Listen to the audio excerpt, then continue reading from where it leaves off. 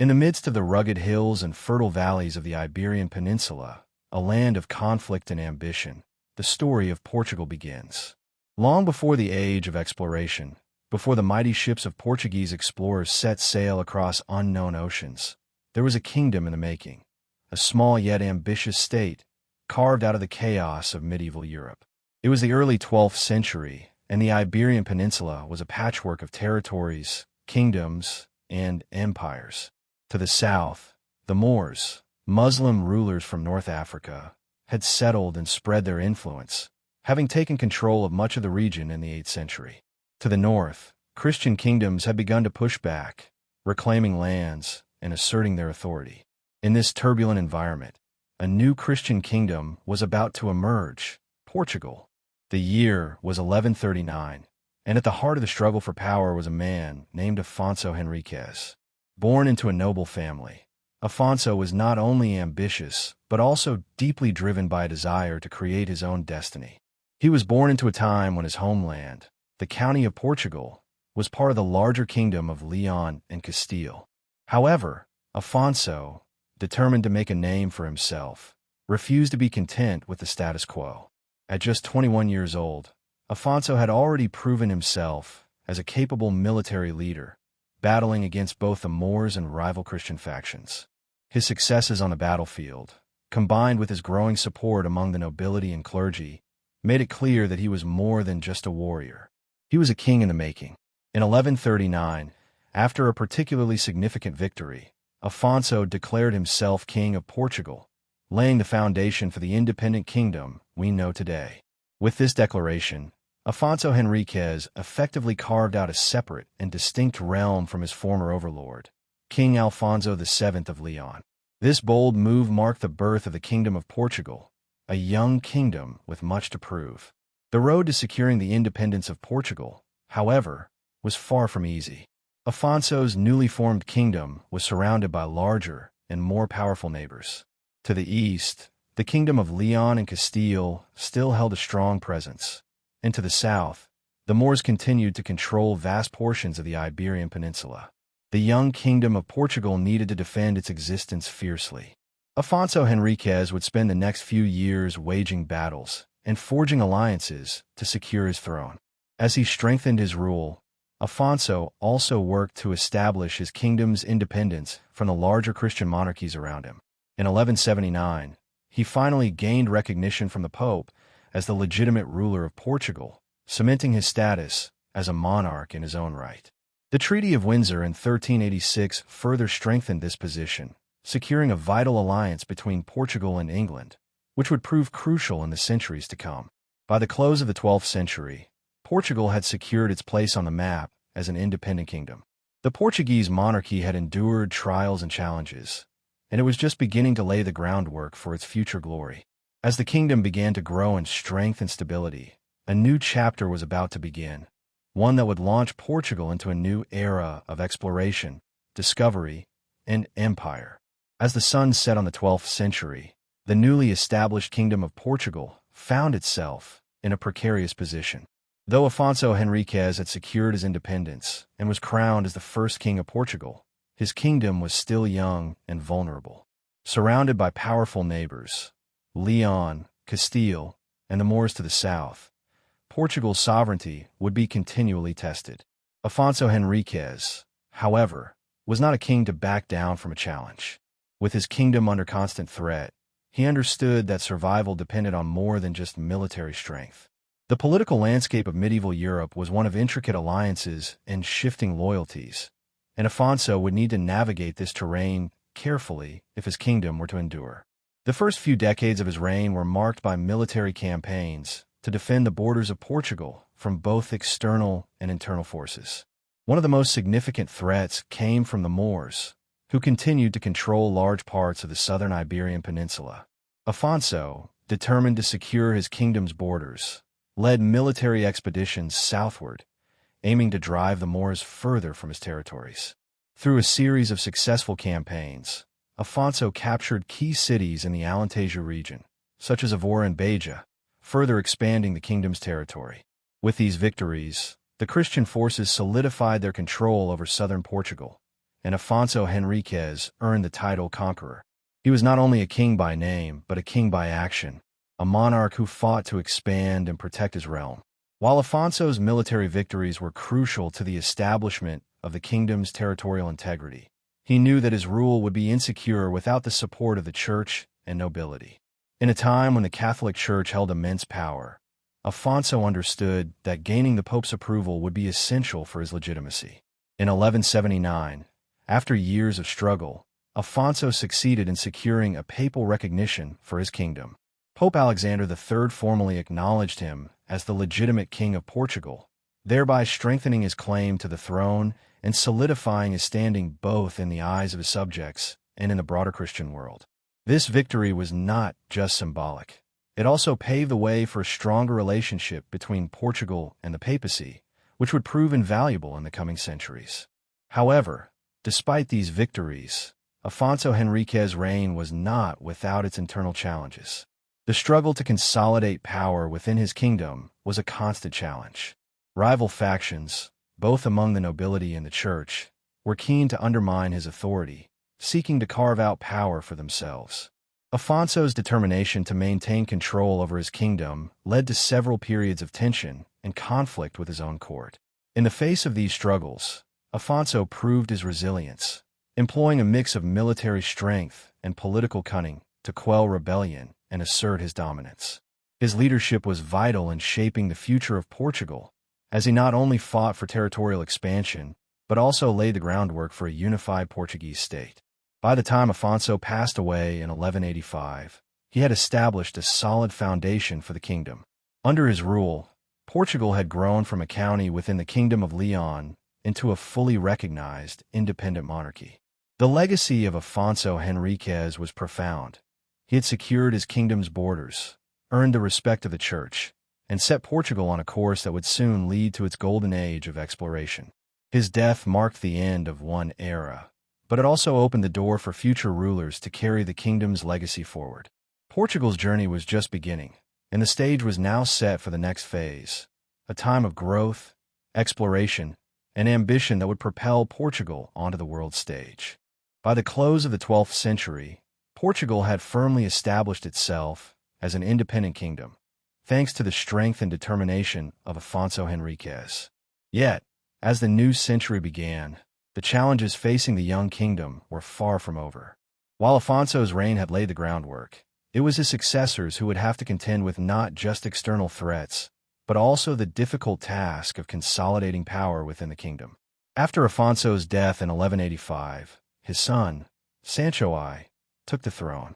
Sancho, who had been a loyal supporter of his father, inherited a kingdom that was relatively secure, but still fragile. The nobility and church were powerful entities within the kingdom, and Sancho needed their support if Portugal was to remain stable. Sancho I, however, was not just a ruler who sought to maintain the status quo. He was known as Sancho the Populator, due to his efforts to develop and populate the lands his father had won. Recognizing that agriculture and population growth were key to the kingdom's prosperity, Sancho focused on settling new territories, especially in the central and southern regions of Portugal. He encouraged the migration of people from neighboring regions and even from foreign lands, bringing new life to areas that had been sparsely populated. This helped to establish a stronger economic base, particularly in farming and trade, which laid the foundation for Portugal's future growth. Sancho's reign was also marked by the strengthening of royal authority. Although Portugal was still a kingdom in its early stages, Sancho sought to ensure that his monarchy remained powerful and centralized, limiting the influence of the local nobility. This was not an easy task, as the nobility was a force to be reckoned with, but Sancho worked tirelessly to implement reforms that would gradually increase the power of the crown. Despite his efforts, however, the kingdom's political structure remained relatively decentralized, and rival factions within the nobility continued to challenge the crown's authority. To combat this, Sancho turned to the church for support, deepening the kingdom's relationship with the Catholic Church, which provided not only spiritual legitimacy, but also political influence. This was a crucial move, as the church would continue to play a significant role in shaping Portugal's policies for centuries to come. Though Sancho I achieved some success in stabilizing the kingdom, it was Alfonso II, his son and successor, who truly solidified the foundations of Portugal's monarchy. Ascending the throne in 1211, Alfonso II, known as the Fat, was able to further centralize power and curb the influence of rebellious nobles. His reign was marked by efforts to strengthen the legal system, ensuring that royal decrees were respected throughout the kingdom. Alfonso II's focus was on consolidating power and laying the groundwork for the kingdom's future prosperity. His reign was, however, also marked by tensions with the church. Although he remained devout, Alfonso's attempts to assert royal control over church lands caused friction with the clergy. This tension between the crown and the church would become a recurring theme in the history of Portugal. The period from 1185 to 1240 saw a slow but steady strengthening of Portugal's political institutions. While the kingdom was still emerging from the chaos of the 12th century, it had grown more stable and secure, largely due to the efforts of its early kings. The consolidation of royal power, the settlement of new lands, and the strengthening of the kingdom's relationship with the church laid the groundwork for Portugal to become a formidable force in Europe in the years to come. As the kingdom grew stronger, the attention of the monarchy turned once again to the south. The Moors still held large portions of the Iberian Peninsula, and the idea of a Christian reconquest was still very much alive. While Portugal had secured its borders and established its place among the Christian kingdoms of Europe, the struggle with the Moors was far from over. This would lead to a new chapter in Portugal's history, one that would see the kingdom expand its borders and establish itself as a regional power in the Mediterranean and beyond. By the mid-13th century, the Kingdom of Portugal had transformed from a fledgling state into a more secure and consolidated monarchy. But the journey was far from complete. As the kingdom strengthened internally, its gaze turned once again outward, toward expansion. This era would set Portugal on a path that would eventually lead to its golden age of exploration, though that future lay still centuries ahead. The final decades of the 13th century saw King Dinis I, known as the Farmer King, take the throne. Dinis was a ruler with a keen sense of diplomacy and governance, one who understood that a strong state required more than just military might. It required infrastructure, stability, and growth. Dinis worked tirelessly to cultivate a stronger agricultural base, promoting the expansion of forests, and introducing a more organized and productive economy. The monarchy's role in land reclamation and farming improvements helped turn Portugal into a more sustainable kingdom, though it was still dependent on external trade and resources to maintain its place among the medieval powers of Europe. Dinis I's reign, from 1279 to 1325, also marked a significant development in Portugal's relationship with its neighbors. Portugal, like other European kingdoms, was caught in the political web of medieval alliances and territorial disputes. The Kingdom of Castile remained a constant concern, particularly as it grew in strength during the 13th and 14th centuries. Dinis I worked to maintain peace with Castile through marriage alliances, notably with the Queen of Castile, Beatrice, which would, for a time, bring a measure of stability to the region. However, Portugal's status as an independent kingdom continued to be challenged by its larger neighbors. The king's greatest diplomatic triumph came in the early 14th century, when he successfully secured the kingdom's borders through a series of treaties and strategic alliances. Under Dinis, Portugal moved from a defensive posture into a more proactive stance, taking control over lands in the south and further reinforcing its position as a regional power. But even as Dinis secured the kingdom's future, the Reconquista, the centuries-long Christian struggle to reclaim the Iberian Peninsula from the Moors, was far from over. While much of the peninsula had been reclaimed, the Algarve remained under Muslim rule.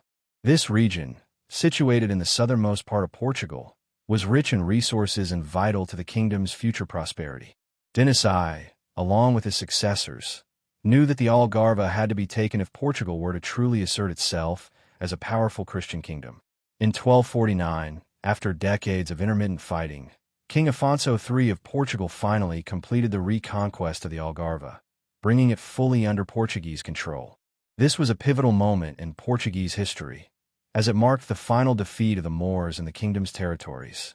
The completion of the Reconquista meant that Portugal, now firmly established in the south, could focus on consolidating its territories and solidifying its status in medieval Europe.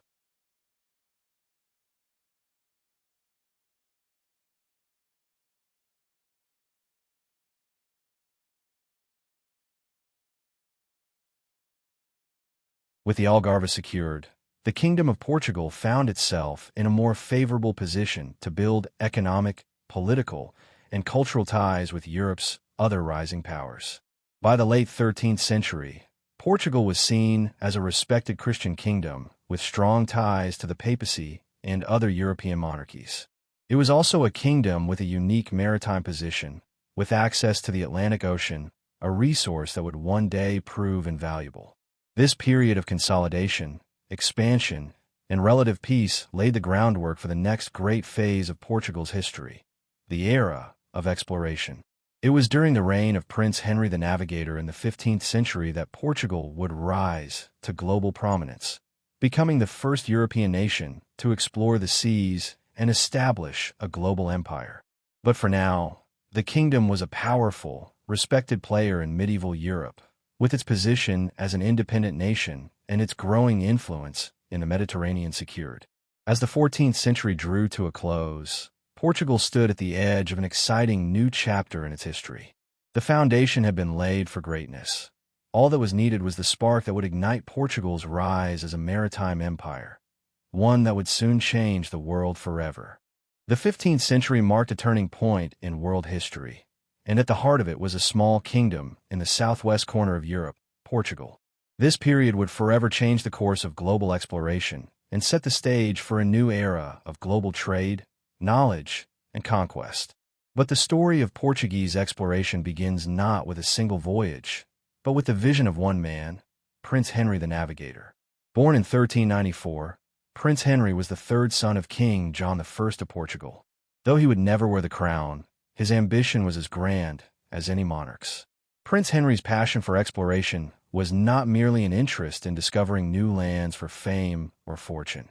It was part of a broader dream, an ambition to open up new trade routes, spread Christianity, and bring his country into the spotlight of global affairs. Prince Henry, unlike many royal figures of the time, did not seek glory in the traditional sense. He did not fight wars or lead armies. Instead, he became a visionary who, from the early years of the 15th century, focused entirely on one goal: pushing the boundaries of the known world. He understood that Portugal's future could lie not on the land, but on the sea. To pursue this dream, Prince Henry established a navigation school at Sagres, on the southernmost point of Portugal. This was no ordinary institution. It was a beacon of innovation and collaboration. Scholars, cartographers, and navigators from across Europe gathered at Sagres, where they worked together to develop new technologies and methods to chart the seas. Prince Henry also provided funding for expeditions that would venture further and further down the coast of Africa, aiming to reach the unknown southern lands. His focus was not just on discovery for discovery's sake, but on the establishment of trade routes and the pursuit of wealth, particularly in the form of spices and gold. At this time, the Mediterranean and the overland trade routes were dominated by Arab traders, and the Portuguese saw this as an opportunity to open up their own paths to wealth. The Portuguese believed that by sailing down the coast of Africa and eventually finding a sea route to India, they could bypass the Arab middlemen and tap directly into the lucrative spice markets of the East. Prince Henry's endeavors were not without their challenges. The technology of the time was rudimentary compared to what would come later. Ships were relatively small, and navigating the open sea was fraught with danger. Yet, Prince Henry's unwavering commitment to exploration would yield remarkable results. Under his direction, Portuguese navigators began to venture further down the African coast, establishing trade posts and fortified outposts along the way. By the mid-15th century, Portuguese ships had reached as far as Cape Bojador, a point on the west coast of Africa long considered impassable. The early expeditions proved that it was possible to navigate the dangerous waters along Africa's western coast. The boldness of these voyages demonstrated the growing strength of Portugal's maritime power and established the country as a serious player in the world of exploration. While Prince Henry's influence can't be overstated, he did not live to see the ultimate success of his efforts. He passed away in 1460, but by the time of his death, the groundwork he had laid had already set Portugal on a path to greatness. His vision would be realized in the voyages of other Portuguese navigators, most notably Vasco da Gama, who would later sail around the Cape of Good Hope and reach India in 1498, cementing Portugal's position as a leading maritime power. Prince Henry the Navigator's legacy lives on not just in the voyages he sponsored, but in the very nature of Portugal's identity as a nation of explorers. His ambition was the spark that ignited Portugal's age of exploration, and it would change the world forever. After the pioneering work of Prince Henry the Navigator, the Portuguese began to build upon his vision, and the 15th century witnessed some of the most daring voyages ever undertaken. With Prince Henry's navigation school at Sagres flourishing and new techniques in shipbuilding, the stage was set for Portuguese explorers to venture further down the African coast, marking the beginning of Portugal's age of exploration. The Portuguese initially focused their efforts on exploring the western coast of Africa. Their primary goal was to find a sea route around the continent to reach the spice-rich lands of India. However, the exploration of Africa was not just about trade. It was also about pushing the boundaries of the known world, understanding the geography of the African continent, and proving that European powers could venture beyond the traditional confines of the Mediterranean. The first major success came in 1441 when two Portuguese explorers, Anteo Goncalves and Nuno Tristão, reached the Senegal River on the western coast of Africa. This was the first time Portuguese ships had sailed beyond the Mediterranean, and it opened up the possibility of further exploration down the African coast. This initial journey was followed by several other expeditions, with the Portuguese focusing their efforts on establishing trading posts and fortified settlements along the African coastline. By 1445, Portuguese sailors had reached the Gambia River, and within a few years, they had established permanent settlements along Africa's west coast, such as Arzila in modern-day Morocco, and São Jorge de Mina in what is now Ghana. These settlements were not just outposts for exploration. They served as critical hubs for trade, including gold, ivory, and slaves. Portugal quickly became a dominant force in the trans-Saharan trade routes, and by the mid-15th century, the Portuguese had gained considerable wealth from their African ventures. However, the journey down the African coast was not without its challenges. The waters were treacherous, with strong currents and dangerous coastal reefs, and many explorers faced the constant threat of disease, especially malaria. Additionally, Portuguese navigators were still grappling with the limitations of their ships and the rudimentary navigational tools available at the time. Yet, the determination of the Portuguese explorers did not falter. In 1460, shortly before his death, Prince Henry the Navigator had seen much of his dream come to fruition. Portuguese sailors had reached the Cape Jader, a landmark along the northern African coast that had been regarded as impassable for centuries.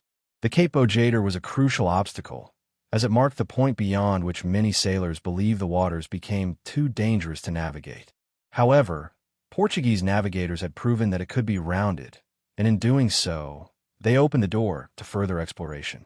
The Portuguese continued to push further south along the African coast, and in 1471, João de Santram and Pero de Escobar reached the Gulf of Guinea, marking another significant milestone in their journey. By now, Portugal had not only expanded its influence along the African coast, but had also begun to build a reputation as a nation of explorers and seafarers. These early expeditions were just the beginning of Portugal's journey toward becoming the first European power to sail around Africa and ultimately reach the East Indies.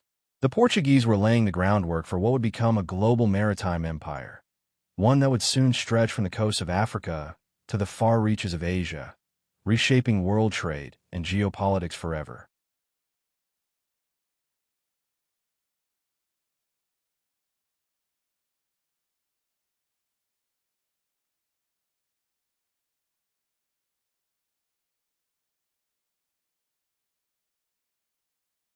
Despite their successes, these early voyages were only part of the broader strategy set in motion by Prince Henry's vision.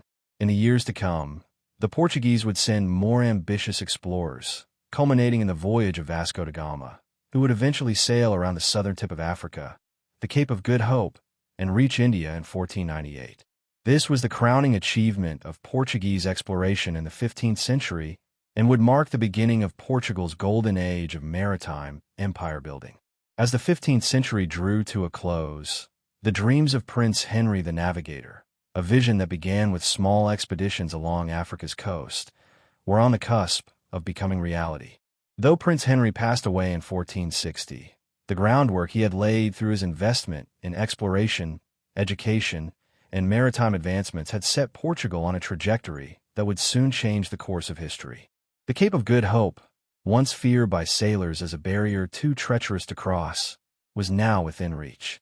For decades, Portuguese navigators had pushed their way south along Africa's western coastline, establishing forts and trading posts along the way. However, the ultimate goal of Prince Henry's vision was clear: to find a direct sea route to India, where vast riches, spices, and precious goods awaited. The man who had finally achieved this monumental feat was Vasco da Gama. In 1497, Vasco da Gama, a seasoned Portuguese sailor and military man, was given the task of leading an expedition that would accomplish what had once been thought impossible: sailing around the southern tip of Africa and reaching India. Vasco da Gama's fleet, consisting of 4 ships, set sail from Lisbon in July 1497, beginning one of the most significant journeys in world history. Da Gama and his crew sailed southward, following the route mapped by earlier explorers.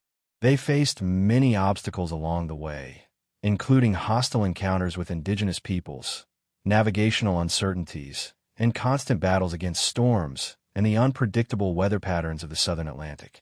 After months of sailing along the African coast, the Portuguese fleet reached the Cape of Good Hope in November 1497, a landmark that had been feared for centuries.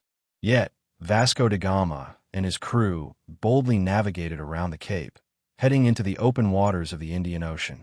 This daring move marked a new chapter in Portuguese history, as the fleet now charted unknown waters with no clear path ahead. The journey was not without its challenges. The sailors were plagued by scurvy, a disease caused by a lack of vitamin C, which killed many of the crew members. Navigating uncharted waters and facing constant uncertainty, Vasco da Gama's leadership and determination were key to overcoming the hardships of the journey. After months of navigating through the Indian Ocean, the fleet reached the shores of Calicut on the southwestern coast of India in May 1498, nearly a year after leaving Portugal. This momentous arrival in India signified the success of Portugal's long-held ambition.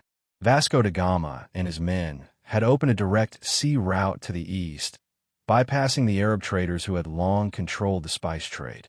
The Portuguese would soon establish a trading empire in the Indian Ocean, controlling the flow of goods and establishing trading posts throughout India, East Africa, and Southeast Asia.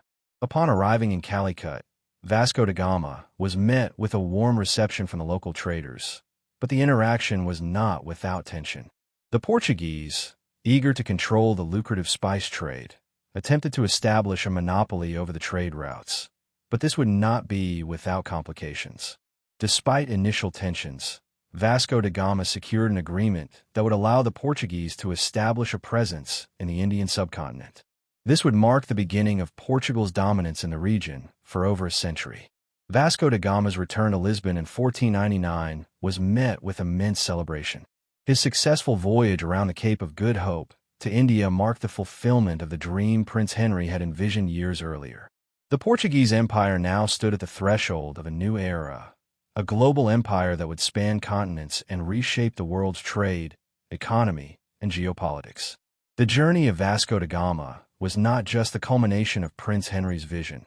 It was the beginning of Portugal's golden age of exploration. It opened the door for future explorers, such as Ferdinand Magellan, and would eventually lead to the establishment of one of the largest and most influential maritime empires the world had ever seen. By the late 15th century, Portugal had already established itself as a maritime power, thanks to the vision of Prince Henry the Navigator. But despite the advancements in exploration and the expansion along the African coast, the ultimate goal, the dream of a direct sea route to the wealth of India, remained unfulfilled. This dream had been the driving force behind decades of exploration, and it was a dream that seemed to hold the key to Portugal's future prosperity. For centuries, spices, silk, and other precious goods from the east had been transported along dangerous land routes, controlled by Arab merchants and traders. These goods passed through cities like Cairo and Baghdad, making their way to Venice and other European cities. The control over this trade was firmly in the hands of the Arabs and Italians, and the Portuguese, eager to break into this lucrative market, needed a direct sea route to the East Indies, a route that bypassed the Arab middlemen and allowed them to claim their stake in the spice trade. In the years following Prince Henry's death in 1460, the Portuguese continued to push further south down the coast of Africa, establishing important trade posts and gaining vital knowledge about navigation. But the ultimate goal, the eastern spice markets of India, remain elusive. It wasn't until 1497 that the breakthrough came, and it came in the form of Vasco da Gama. Born in 1460, Vasco da Gama came from a noble family in Sines, Portugal. While he was not initially known for exploration, his naval experience, military skill, and leadership made him an ideal candidate to lead the ambitious voyage that would change the course of history. In 1497, King Manuel I of Portugal selected Vasco da Gama to command an expedition that would sail around the southern tip of Africa and reach the fabled lands of India. Vasco da Gama's mission was not only a voyage of discovery, but one of immense economic importance. Spices such as pepper, cinnamon, and cloves were the most coveted commodities in Europe, and India was the source of these treasures. With the Arab monopoly over trade routes, Portugal's only chance to tap into this wealth lay in finding a sea route directly to the east. The journey, however, was no small feat at the time. The concept of sailing around Africa to reach India was still seen as a bold and dangerous gamble. The knowledge of African coasts was still incomplete, and the very idea of navigating such vast, unknown waters was a daunting prospect. Vasco da Gama's fleet of 4 ships, the São Gabriel, the São Rafael, the Berrio, and the Caravel, set sail from Lisbon on July 8, 1497, with high hopes, but little idea of the challenges that lay ahead. The Portuguese fleet sailed southward along the coast of Africa, charting new territories and making stops at Portuguese outposts that had already been established. By November 1497, after months of travel, Vasco da Gama's fleet reached the Cape of Good Hope, the long-feared landmark at the southern tip of Africa. This was a critical milestone, as it confirmed that it was indeed possible to navigate around Africa and into the Indian Ocean. Vasco da Gama had successfully rounded the Cape, overcoming one of the greatest obstacles that had once seemed insurmountable. However, the dangers of the journey were far from over. As they sailed further into uncharted waters, Vasco da Gama and his crew were faced with treacherous currents, unpredictable weather, and the ever-present threat of disease. The ships were not large enough to carry enough provisions for the long voyage, and many of the crew suffered from scurvy, a disease caused by vitamin deficiency. Despite these challenges, Vasco da Gama's leadership and his commitment to completing the mission kept the fleet moving forward. As the fleet continued on its journey, the sailors began to experience the true vastness and unpredictability of the Indian Ocean. Despite their courage, uncertainty was never far from their minds, and the looming question remained: would they ever reach their destination? Would the elusive spice lands of India be just another dream, or would Vasco da Gama be the man to finally fulfill it? As Vasco da Gama and his fleet pressed on into the Indian Ocean, the challenges of the voyage continued to mount. They had already overcome the perilous journey around the southern tip of Africa, but the true test lay ahead, sailing across the vast and unpredictable waters of the Indian Ocean to reach the shores of India, a land rich with spices, treasures, and opportunities for Portuguese expansion. The Portuguese fleet's journey into the Indian Ocean was, in many ways, a leap into the unknown. While the coastline of Africa had been mapped and Portuguese outposts had been established, the Indian Ocean was still a vast mystery to most Europeans. The waters were filled with potential dangers, unfamiliar winds, strange currents, and the possibility of hostile encounters with ships from the Arab and Indian trading networks. Vasco da Gama, however, remained resolute in his mission. After rounding the Cape of Good Hope, Vasco da Gama's fleet continued sailing eastward, using the trade winds and currents to their advantage. In early December 1497, the fleet reached the coast of Mozambique, an important coastal region that lay along the route to India. The Portuguese made their first contact with the Arab traders who had long dominated the Indian Ocean trade, establishing key trade routes from the Middle East to India. Vasco da Gama's diplomatic mission had begun, but this first contact was anything but smooth. The Portuguese fleet had arrived with a clear goal: to establish a new trade route that would bypass the Arabs and monopolize the spice trade. This was not a mission of peaceful diplomacy, it was one of economic competition. The Portuguese were eager to assert their dominance over the spice trade, and had come to establish trade routes and outposts that would give them control over the flow of goods into Europe. From Mozambique, Vasco da Gama's fleet sailed further up the eastern coast of Africa, reaching the city of Mombasa in modern-day Kenya. Here, they encountered more resistance from the Arab-controlled ports, which had long traded with the Indian subcontinent. Despite some initial conflict, the Portuguese fleet pressed on, determined to reach their ultimate goal, India. By January 1498, the fleet was sailing across the vast expanse of the Indian Ocean, heading toward the shores of India itself. Along the way, Vasco da Gama faced another challenge: the weather. The monsoon winds, which were crucial for navigating the Indian Ocean, were fickle and unpredictable. At one point, the fleet was caught in a storm that nearly pushed the ships off course. But with steady hands on the wheel and a sense of resolve, Vasco da Gama steered the fleet forward, knowing that every day brought them closer to the rich lands of India. Finally, after months at sea, Vasco da Gama and his fleet reached the southwestern coast of India in May 1498, a historic moment in Portuguese exploration. They landed at the bustling port city of Calicut, a vibrant hub of trade along the Malabar coast in present-day Kerala. Calicut, known for its wealth and its position as a major center of the spice trade, was the perfect destination for Vasco da Gama's expedition.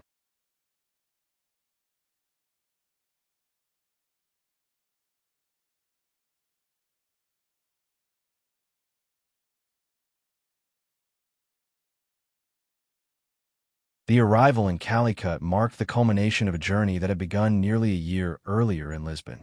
Vasco da Gama had achieved what many before him had only dreamed of.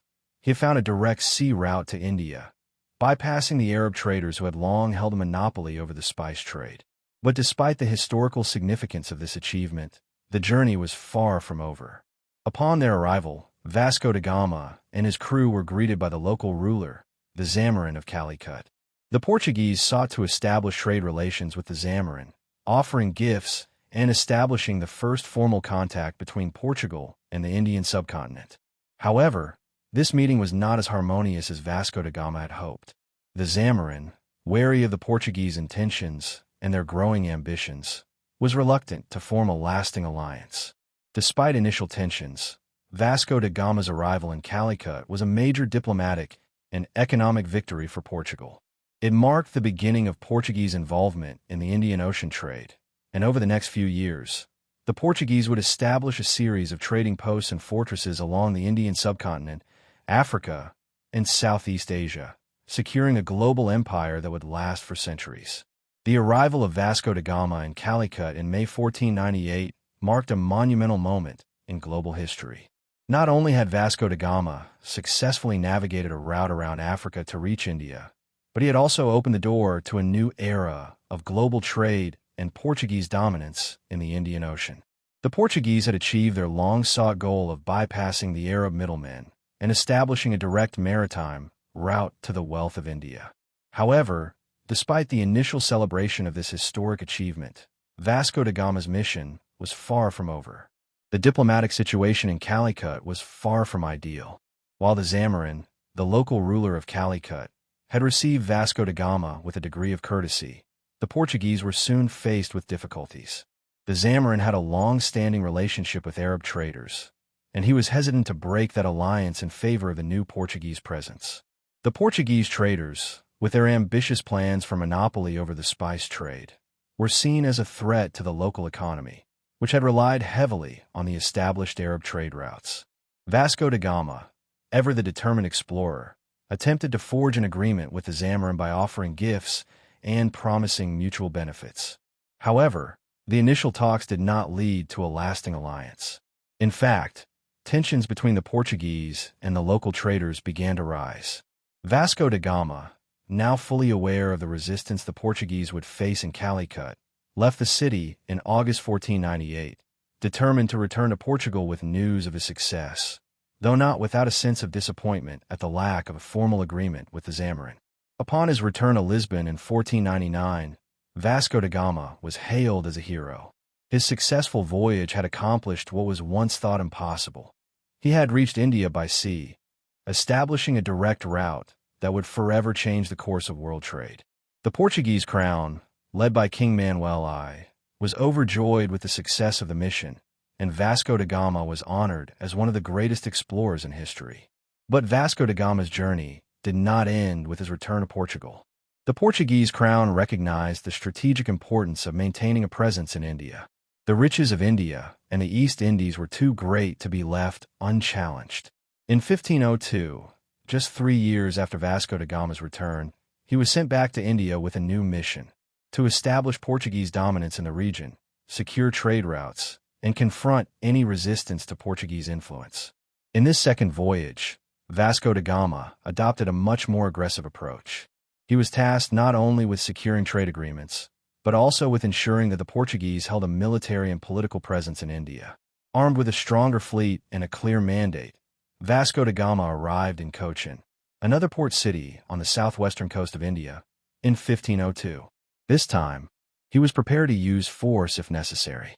Vasco da Gama's second visit to India was marked by a series of military confrontations. He engaged in skirmishes with local rulers and traders who resisted Portuguese presence. His aggressive tactics included attacking Arab ships and blocking the traditional trade routes controlled by Arab merchants. Despite some resistance, Vasco da Gama successfully established Portuguese control over key ports, most notably Cochin and Goa, which would later become the center of Portugal's dominance in the Indian Ocean for centuries.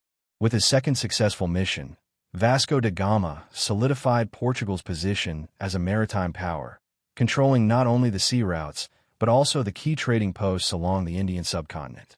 Cochin became a vital base for Portuguese operations in the region, and Goa would eventually be established as the capital of Portuguese India.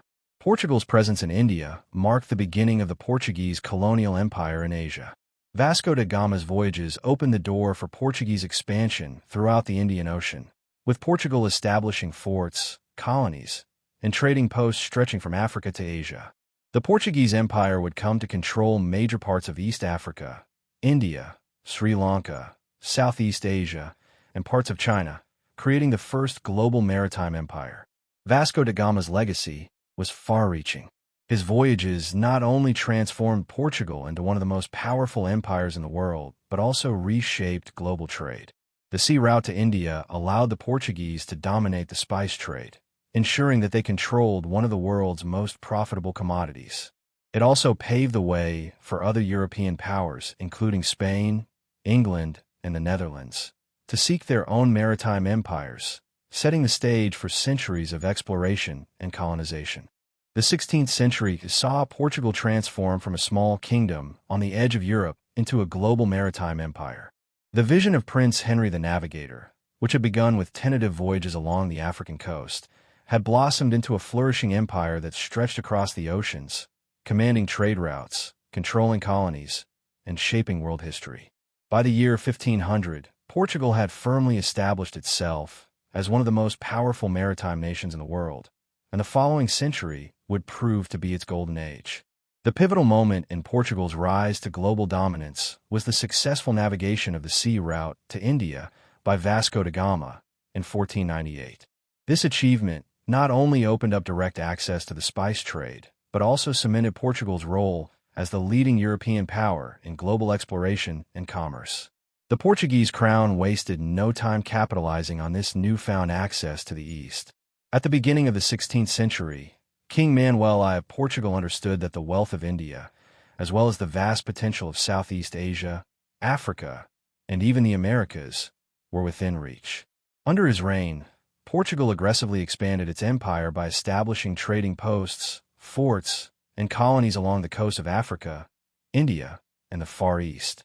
These territories became central hubs of the Portuguese Empire's growing maritime and commercial power. By the early 1500s, the Portuguese Empire had already made significant inroads into key regions. The Indian Ocean became a primary theater of Portuguese expansion. With Goa as its central base, the Portuguese began to control trade routes, establishing dominance over the spice trade and taking control of vital strategic ports like Malacca, in modern-day Malaysia, and Macau, in China. The Portuguese even reached the shores of Japan by 1543, where they would engage in both trade and missionary work, solidifying their presence in the region. Portugal's naval power was essential to this rise. The Portuguese developed an advanced fleet of caravels, equipped for long-distance oceanic exploration. These ships, along with their skilled navigators, allowed Portugal to chart vast, unknown waters, dominate sea trade, and spread their influence. Portuguese sailors often navigated without maps, relying on astronomical instruments like the astrolabe and sextant to determine their position. These tools, combined with the experience gained from Prince Henry's School of Navigation, gave Portugal a clear edge in maritime exploration.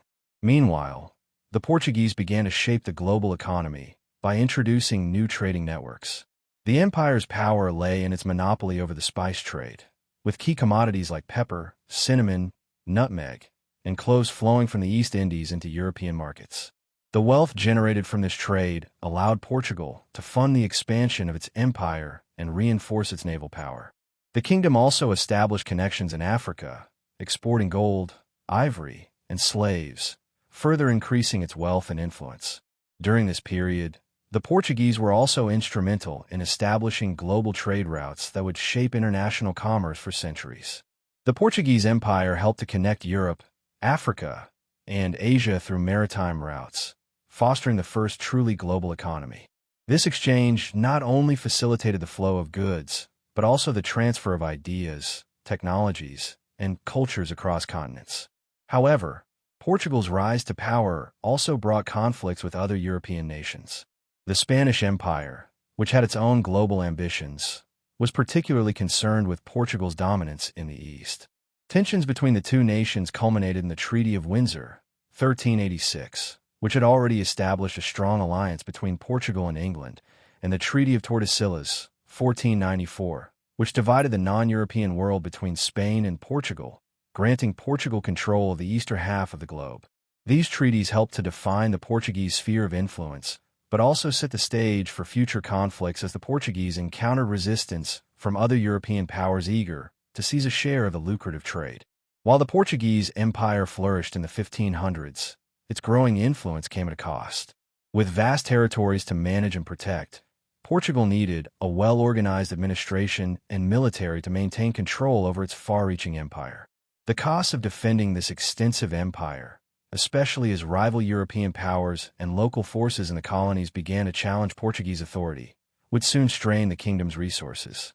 At the heart of the Portuguese Empire's success during the 16th century lay one essential commodity: spices.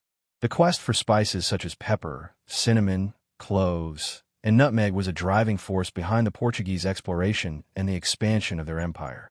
These spices were not only highly prized for their flavor and medicinal properties, but they were also extremely valuable in the European market, fetching exorbitant prices.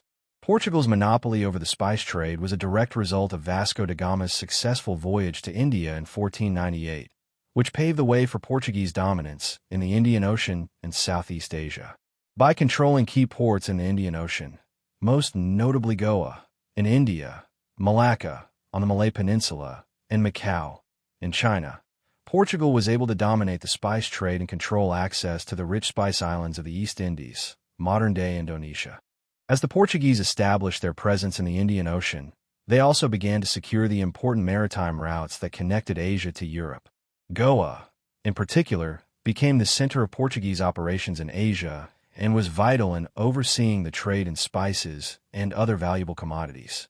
By controlling the Malacca Strait, the Portuguese were able to control the flow of spices from the Moluccas, the Spice Islands, to Europe, creating a monopoly on the spice trade that would last for much of the 16th century. But this was no easy task. The spice trade was a fiercely competitive industry, and the Portuguese faced stiff resistance from both local rulers and other European powers.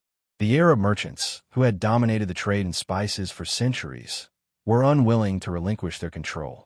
The Portuguese, however, were determined to break this monopoly. In 1509, Afonso de Albuquerque, one of the most important figures in Portuguese expansion, led a successful campaign to capture the city of Malacca, a key trading port and gateway between the East and the West.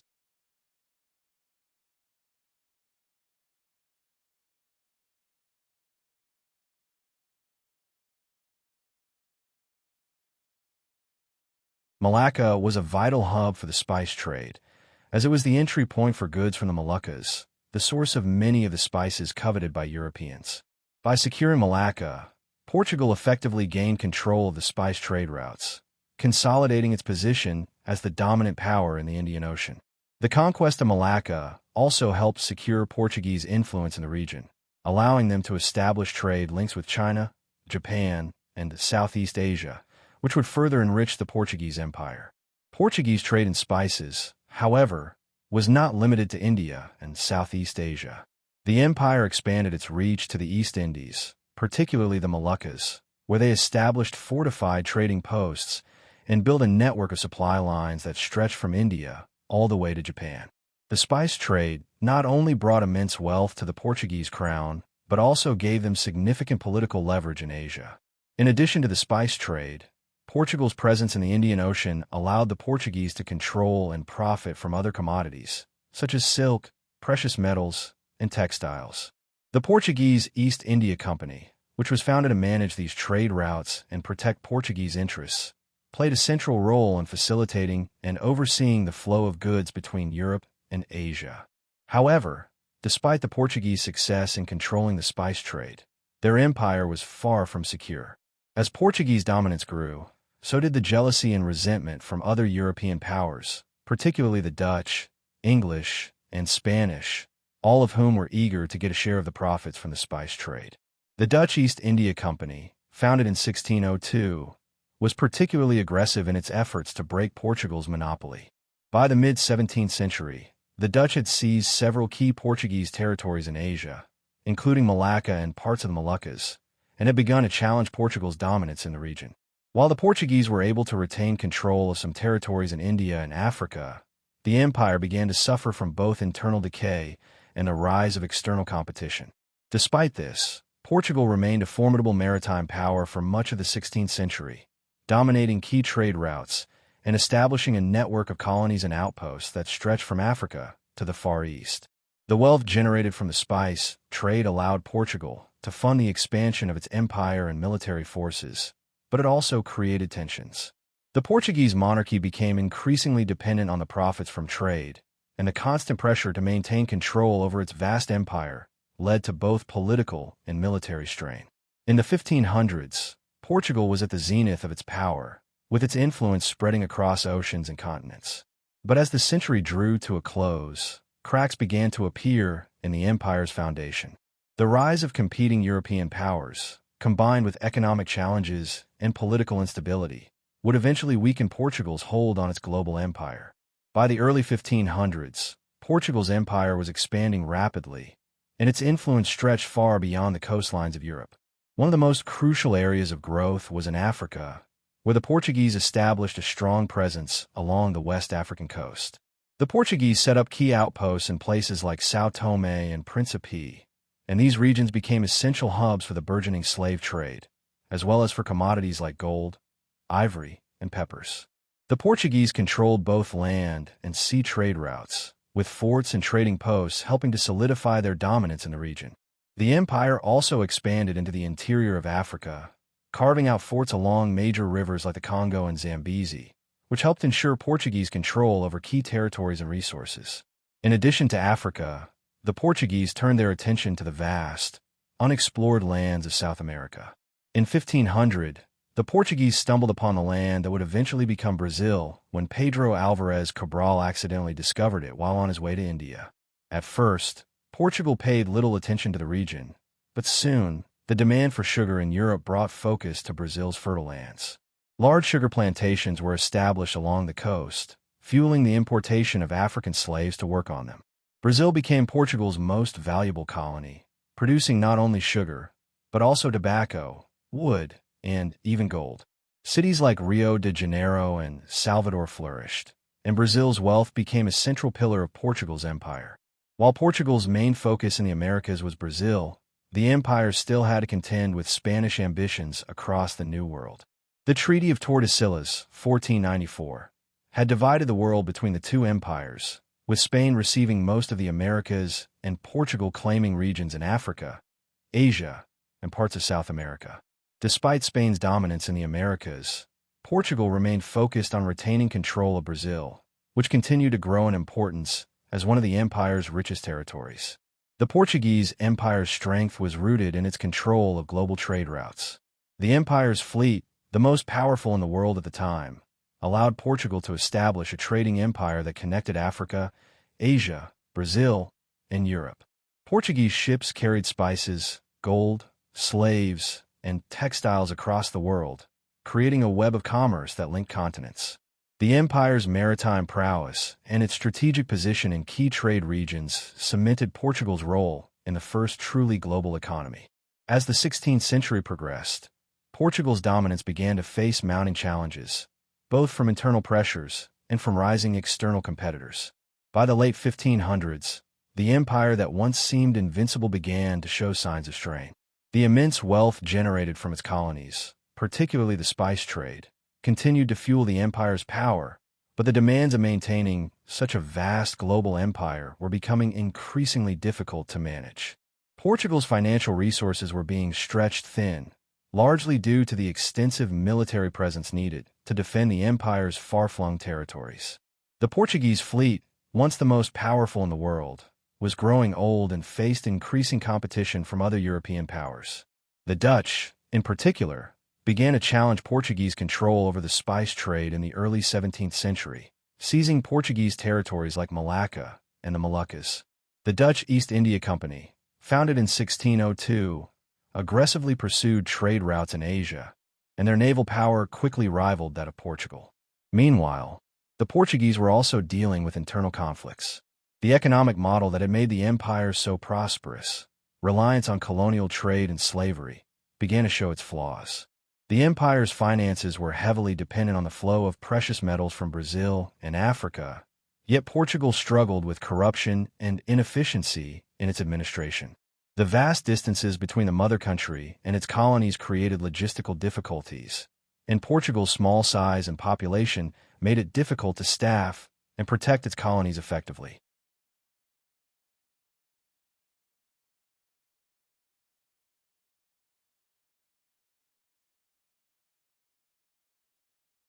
Another blow to Portuguese stability came with the Iberian Union of 1580. The Spanish crown took control of Portugal after the death of King Sebastian I of Portugal, who had no heir. The Spanish Habsburgs, under King Philip II, claimed the Portuguese throne, leading to 60 years of Spanish rule. Although the Portuguese maintained a degree of autonomy during the Union, their empire became entangled in Spain's conflicts with other European powers. This weakened Portugal's position, especially as the Dutch and English took advantage of the political instability to attack Portuguese territories and disrupt trade routes. The loss of sovereignty during the Iberian Union had profound consequences for Portugal's empire. While the Portuguese continued to control important colonies like Brazil and Goa, they were no longer able to operate with the same level of independence or influence. Spanish policy, including costly wars in Europe, drained resources from the Portuguese colonies, and the empire's position as a global power weakened. The Iberian Union's end in 1640, following a Portuguese revolution, restored Portugal's independence, but it came too late to regain the empire's former power. By the 1600s, Portuguese influence in the Indian Ocean had started to wane, as other European powers began to carve out their own empires. England and the Netherlands established their own trading companies and began to undermine Portuguese control over the spice trade. The Portuguese, while still holding key territories, were no longer the undisputed masters of the seas. Despite these challenges, the legacy of Portugal's golden age remained undeniable. The empire had reshaped the world's economy and created lasting trade routes that connected Europe, Africa, and Asia. It had built one of the first global empires in history, and its influence continued to resonate in places like Brazil, Goa, and Macau, where Portuguese culture, religion, and trade practices left a lasting impact. The 16th century, therefore, represents the height of the Portuguese Empire, an era of unparalleled exploration, trade, and global influence. However, by the century's end, the challenges of maintaining such an empire were becoming apparent, and Portugal's dominance was increasingly contested by rival European powers. The seeds of decline had been sown, but the empire's legacy would continue to shape the world for centuries to come. In 1580, the mighty Portuguese Empire, which had once been the world's leading maritime power, found itself at a crossroads that would drastically change its future. The cause of this shift was a crisis of succession that led to the Iberian Union, a union between Portugal and its rival, Spain. This event, born from the lack of a direct heir to the Portuguese throne, would have far-reaching consequences for Portugal's independence, its colonial empire, and its place in European geopolitics. The roots of the Iberian Union lay in a crisis of succession that followed the death of King Sebastian I of Portugal in 1578. King Sebastian, young and ambitious, had embarked on a disastrous military campaign against the Moroccan forces at the Battle of Alcaqueber, where he was killed in battle, and his death left Portugal without a clear heir to the throne. The resulting succession crisis led to a series of political struggles, as various factions within Portugal and beyond vied for control of the crown. With no direct heir, the Portuguese crown passed to Cardinal Henry, the uncle of King Sebastian, but his reign was short-lived. Cardinal Henry's death in 1580, without a successor, pushed Portugal into deeper uncertainty. Among the contenders to the throne was Philip II of Spain, who, through his mother, had a distant claim to the Portuguese crown. With Spain being one of the most powerful kingdoms in Europe at the time, Philip II saw an opportunity to unite the Iberian Peninsula under his rule. At the time, Spain was a superpower in Europe, with vast territories in the Americas, Italy, and the Netherlands. Under Philip II, Spain had an impressive military and a wealth of resources, and the king believed that combining Spain and Portugal under a single crown would give him even more power to compete with the rising forces of England and France.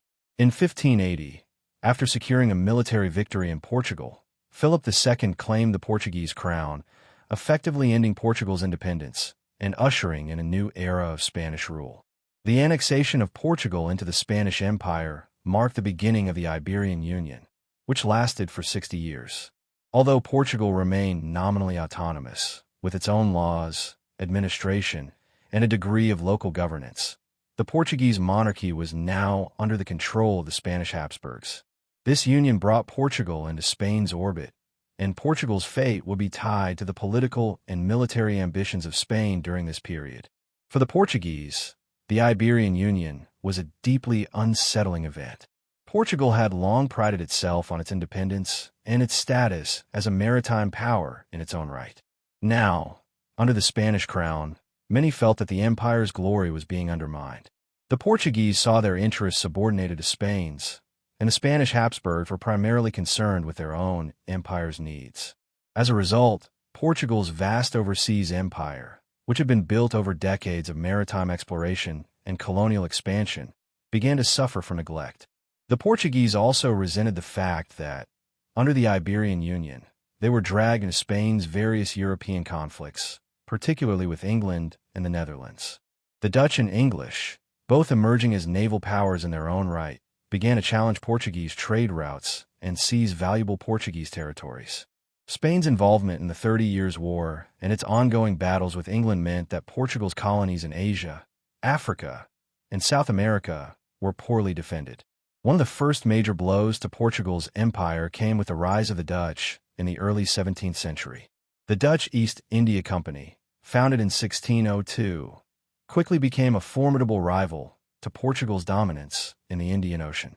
The Dutch captured Portuguese-controlled ports like Malacca in 1641 and began to establish their own colonies in the East Indies, undermining Portugal's trade routes. Similarly, in the Americas, the Dutch began to seize key Portuguese sugar-producing colonies in Brazil, further diminishing the empire's wealth. The Iberian Union thus marked the beginning of a slow decline for the once glorious Portuguese Empire. For 60 years, Portugal struggled under the weight of Spanish rule.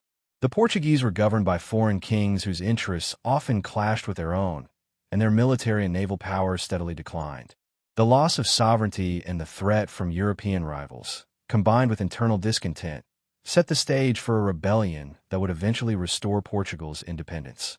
Under the Iberian Union, Portugal found itself increasingly subordinated to the Spanish crown, and the loss of sovereignty began to have significant consequences for both the kingdom and its empire. While Portugal maintained a degree of internal autonomy, the empire's vast overseas territories, particularly in Brazil, Africa, and Asia, suffered from neglect and mismanagement, which ultimately led to the weakening of its global influence. Spain's focus on its own interests meant that Portugal's colonial empire was often sidelined. Portugal, once a thriving maritime power, found itself under the shadow of Spain's vast territories in the Americas, Italy, and the Netherlands. The Portuguese colonies, which had once been highly profitable, became increasingly vulnerable to attacks from rival European powers, particularly the Dutch, the English, and the French, who were eager to seize a share of the wealth that had made Portugal so powerful. In Brazil, one of the most valuable Portuguese colonies, the effects of Spanish rule were stark. Portugal had established large sugar plantations in Brazil, making it one of the world's leading producers of sugar, but under Spanish rule, Brazil's development stagnated. The Dutch, who had begun to establish their own commercial and naval power, took advantage of the situation, launching attacks on the Portuguese sugar-producing regions of Brazil. By the early 17th century, the Dutch West India Company had successfully captured several major Portuguese sugar-producing areas in northeastern Brazil, including Pernambuco and Olinda. The loss of these territories significantly reduced the wealth Portugal derived from its Brazilian colony. Meanwhile, in Asia and Africa, Portugal's once dominant position in the spice trade began to erode. The Dutch East India Company, established in 1602, soon became a fierce competitor to Portuguese trade in the Indian Ocean. The Dutch seized several important Portuguese-controlled ports, including Malacca in 1641, and began to establish their own trade routes to the East Indies. Similarly, in Africa, the Dutch and English encroached on Portuguese territories, further diminishing Portugal's ability to control its lucrative African trade routes. This external pressure, coupled with Spain's inability to fully defend Portugal's interests, marked the beginning of the empire's decline. While the Portuguese navy had once been unrivaled, it was now sidelined by Spain's larger fleet, which was stretched thin across multiple theaters of war. Spanish involvement in the 30 Years' War and conflicts with England drained resources, leaving Portugal vulnerable to attacks on its overseas possessions.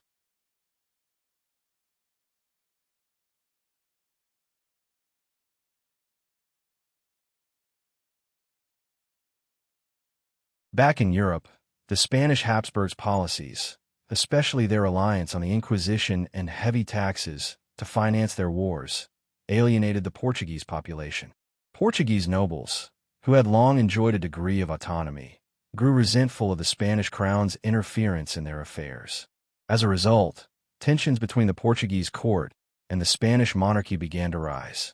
Portugal's economic and political influence continued to wane, and many began to feel that the kingdom's unique identity and its independence had been lost under Spanish rule. The economic toll of the Iberian Union became even more apparent as the Spanish crown sought to extract funds from Portugal to support its military endeavors.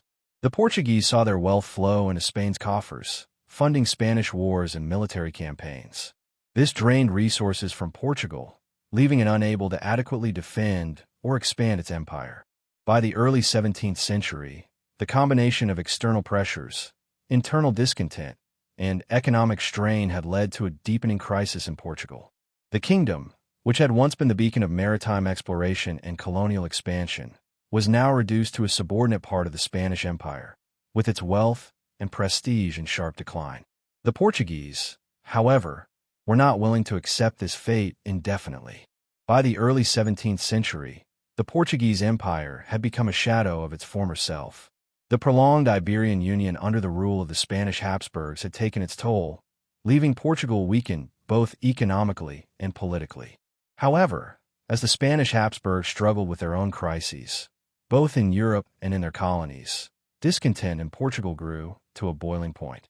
The combination of external threats, economic hardship, and a deep yearning for sovereignty culminated in a moment of dramatic change: the Portuguese Restoration War.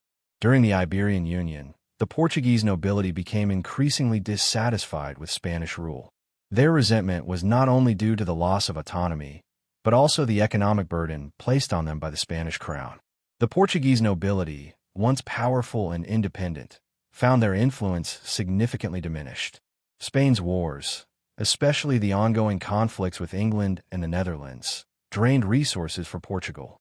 The Portuguese were forced to contribute financially to Spanish military campaigns, leaving them with fewer resources to defend their own empire.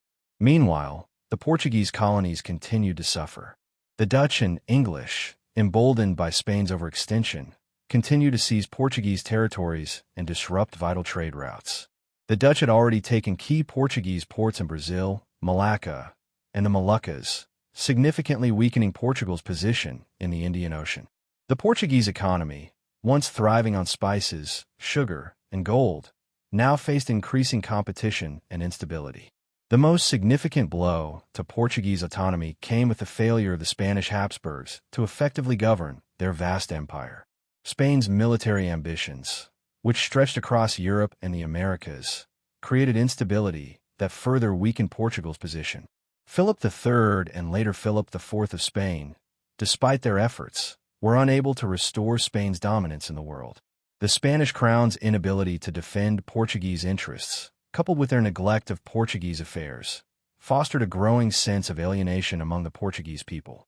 However, it was the Portuguese aristocracy that would ultimately lead the charge for independence. By 1640, there was widespread discontent, and calls for a return of Portuguese sovereignty were heard across the country.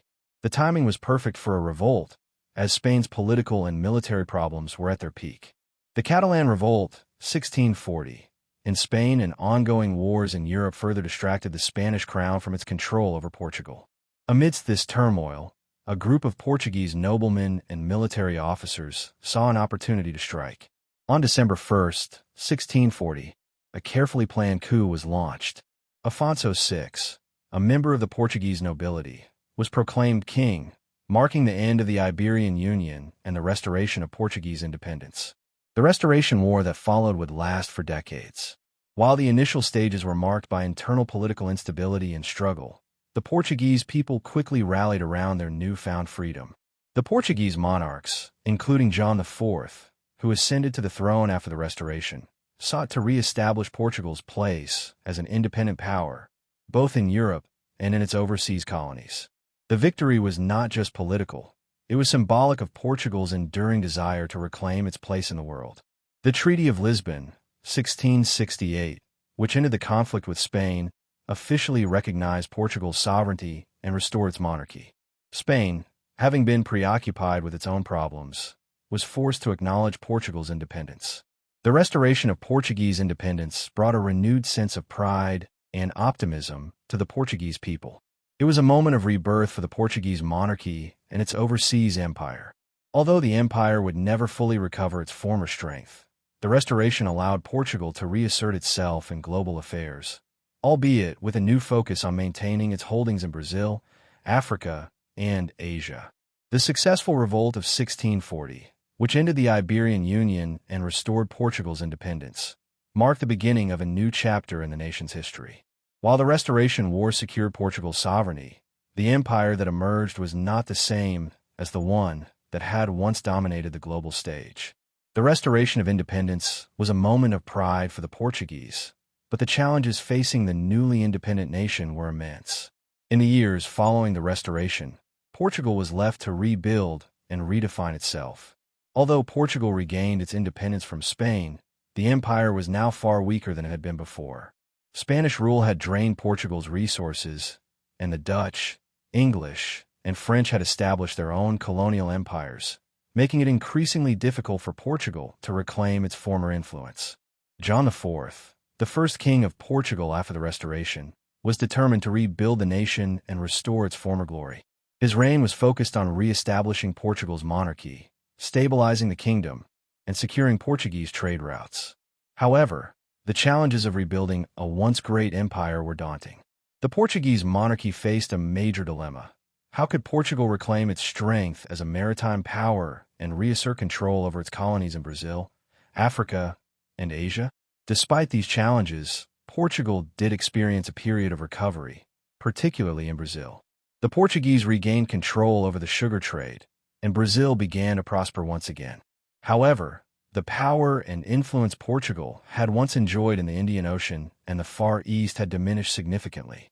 The Dutch and English had taken over many of the key territories that Portugal had once controlled, such as Malacca and parts of the Moluccas, and they continue to challenge Portugal's dominance in the spice trade.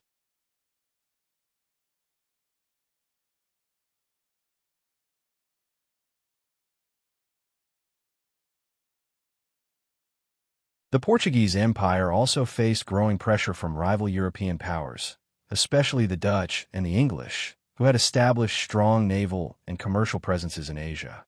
The Dutch East India Company and the English East India Company began to overshadow Portuguese influence in the Indian Ocean.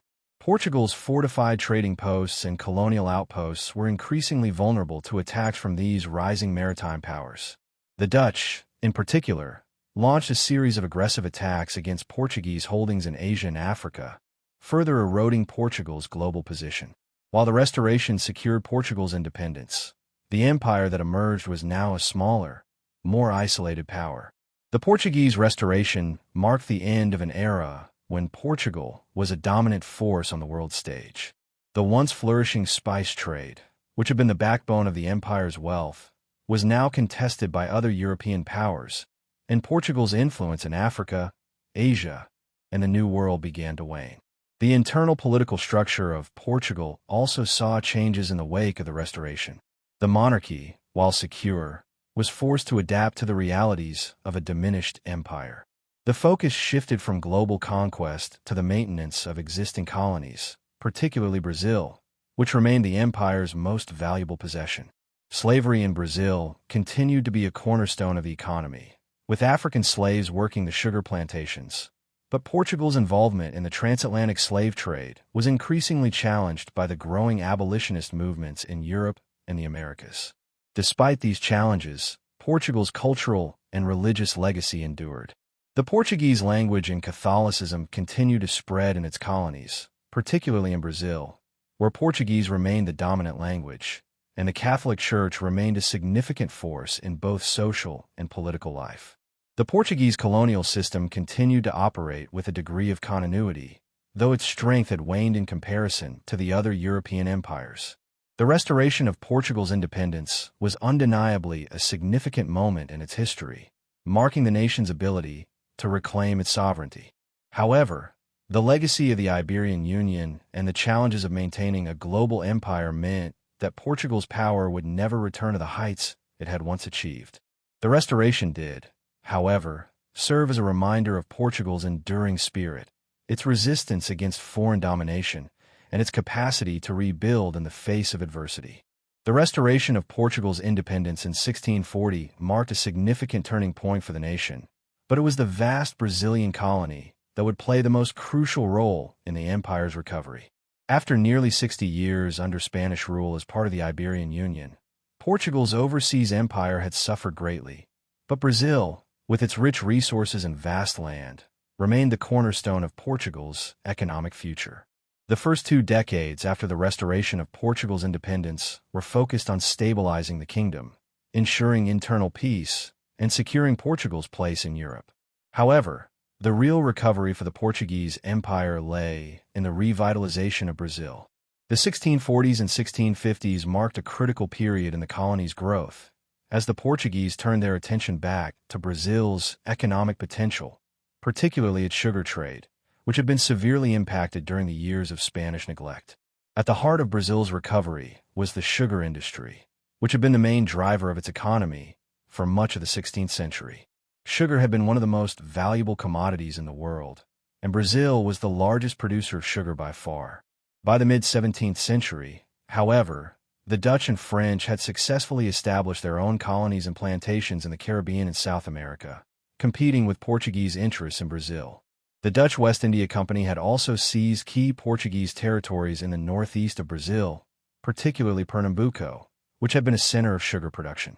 The recovery of Brazil began in earnest when the Portuguese launched a series of military campaigns to expel the Dutch from Brazil. In 1645, the Portuguese launched the insurrection of Pernambuco, a rebellion by Brazilian settlers and local Portuguese against Dutch control. After years of conflict, the Dutch were finally driven out in 1654, marking a significant victory for Portuguese Brazil and restoring Portuguese dominance over the sugar trade. The defeat of the Dutch not only secured Brazil's sugar industry, but also signaled a resurgence of Portuguese power in the region. With the Dutch threat eliminated, the Portuguese could now focus on revitalizing their sugar plantations and strengthening the economic foundation of Brazil. Portuguese settlers and merchants began investing heavily in the expansion of sugar plantations, with the use of enslaved African labor continuing to drive the industry's growth. The importation of African slaves reached new heights during this period, as enslaved people were crucial to the operation of Brazil's agricultural economy. By the late 1650s and 1660s, Brazil's economy began to show signs of a resurgence. The sugar trade flourished once again, and Brazil's sugar-producing regions became the wealthiest parts of the Portuguese Empire.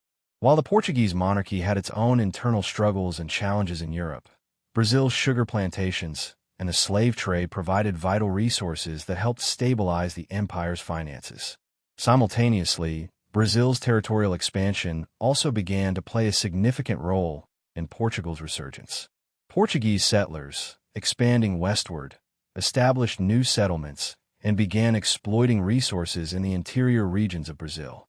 This expansion brought new wealth in the form of gold, precious metals, and timber, further enriching the crown. Although these resources were not as significant as the sugar trade, they helped diversify the colony's economy and provided another pillar of stability for the empire. By the end of the 1660s, Brazil's recovery was well underway, and the colony was firmly re-established as the crown jewel of the Portuguese Empire. The recovery of Brazil's sugar industry, combined with the military victory over the Dutch and the opening of new territories, gave Portugal the foundation it needed to begin rebuilding its global empire. The events of this period were crucial not just for Brazil's prosperity, but also for the Portuguese Empire's revival as a maritime power in the Atlantic world. By the late 1660s, Brazil was firmly on the path to recovery, with its sugar industry once again dominating its economy. The expulsion of the Dutch from Brazil had paved the way for the Portuguese to reclaim control of the most lucrative sugar-producing regions in Pernambuco and Bahia, but the economic boom that followed this victory was far more than a simple revival of the past. The 1660s and 1670s marked the golden age of sugar production, with Brazil's vast plantations expanding rapidly to meet European demand for sugar and other tropical goods. The sugar industry had long been the backbone of Brazil's economy, but the growing demand for sugar in Europe, particularly in England, the Netherlands, and France, allowed the Portuguese to expand production at an unprecedented scale. By the 1670s, Brazilian sugar was being shipped in large quantities to European markets, bringing massive profits to the Portuguese crown and landowners in Brazil. The expansion of the sugar industry also led to the growth of Brazil's port cities, especially Rio de Janeiro and Salvador, which became bustling hubs of commerce. The economic boom in the sugar industry also had significant social and cultural consequences. The labor force required to work the sugar plantations was overwhelmingly composed of enslaved Africans, who were brought in large numbers to Brazil. While the use of enslaved labor was not new to Brazil, the intensification of sugar production in the late 17th century led to an even greater reliance on enslaved people. By the end of the 17th century, Brazil was one of the largest importers of enslaved Africans, and the enslaved population in the colony had grown to number in the millions. This growing reliance on enslaved labor was not without consequences. The conditions for enslaved people on the sugar plantations were brutal. Most enslaved individuals were forced to work long hours under harsh conditions, and many died from overwork, disease, or malnutrition. The slave trade became one of the most significant drivers of Brazil's economy, and the colony's wealth was built on the exploitation of enslaved Africans. Yet, despite this economic prosperity, there was a growing sense that the prosperity Brazil was experiencing could not last forever. As the demand for sugar reached its peak, concerns began to mount about the sustainability of Brazil's labor-intensive sugar industry, and the challenges facing enslaved Africans began to grow. By the end of the 17th century, Brazil was undergoing another profound transformation that would shape its future for centuries to come. The sugar industry had remained the cornerstone of Brazil's economy, but the discovery of vast gold deposits in the Minas Gerais region in the 1690s would shift Brazil's economic focus and redefine its place in the Portuguese Empire. The arrival of gold not only brought wealth to the colony, but also changed the dynamics of Portuguese colonial rule, the economy, and society in Brazil. The discovery of gold in Minas Gerais in 1693 was a game-changer for Brazil.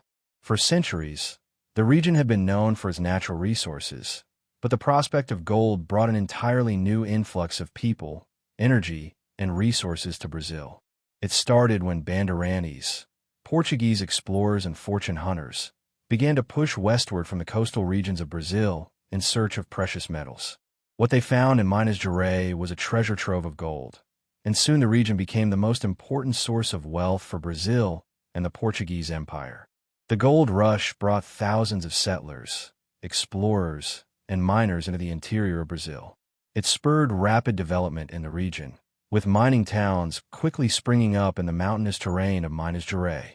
Cities such as Ouro Preto, Ceará, and Diamantina became hubs of the gold trade, as miners extracted precious metals from the earth and shipped them back to Europe. As gold production soared, the Portuguese crown realized the importance of this new source of wealth and began to heavily regulate the mining operations. The gold discovery shifted Brazil's economic structure, as the once dominant sugar plantations now had to compete with the profits generated by mining. The increase in wealth from gold extraction also drew attention from the Portuguese crown, which imposed a series of taxes and levies on gold production. In 1695, Portugal introduced the fifth quinto, a tax requiring that 1/5 of all gold discovered be sent directly to the Portuguese crown. This tax created a lucrative source of income for Portugal, but also led to growing tension between local Brazilian elites and the Portuguese government, which sought to capitalize on Brazil's newfound wealth. The influx of wealth from gold had profound effects on Brazil's society and economy. On one hand, the gold rush created a new class of wealthy miners and merchants who became immensely powerful, challenging the old sugar planters' dominance.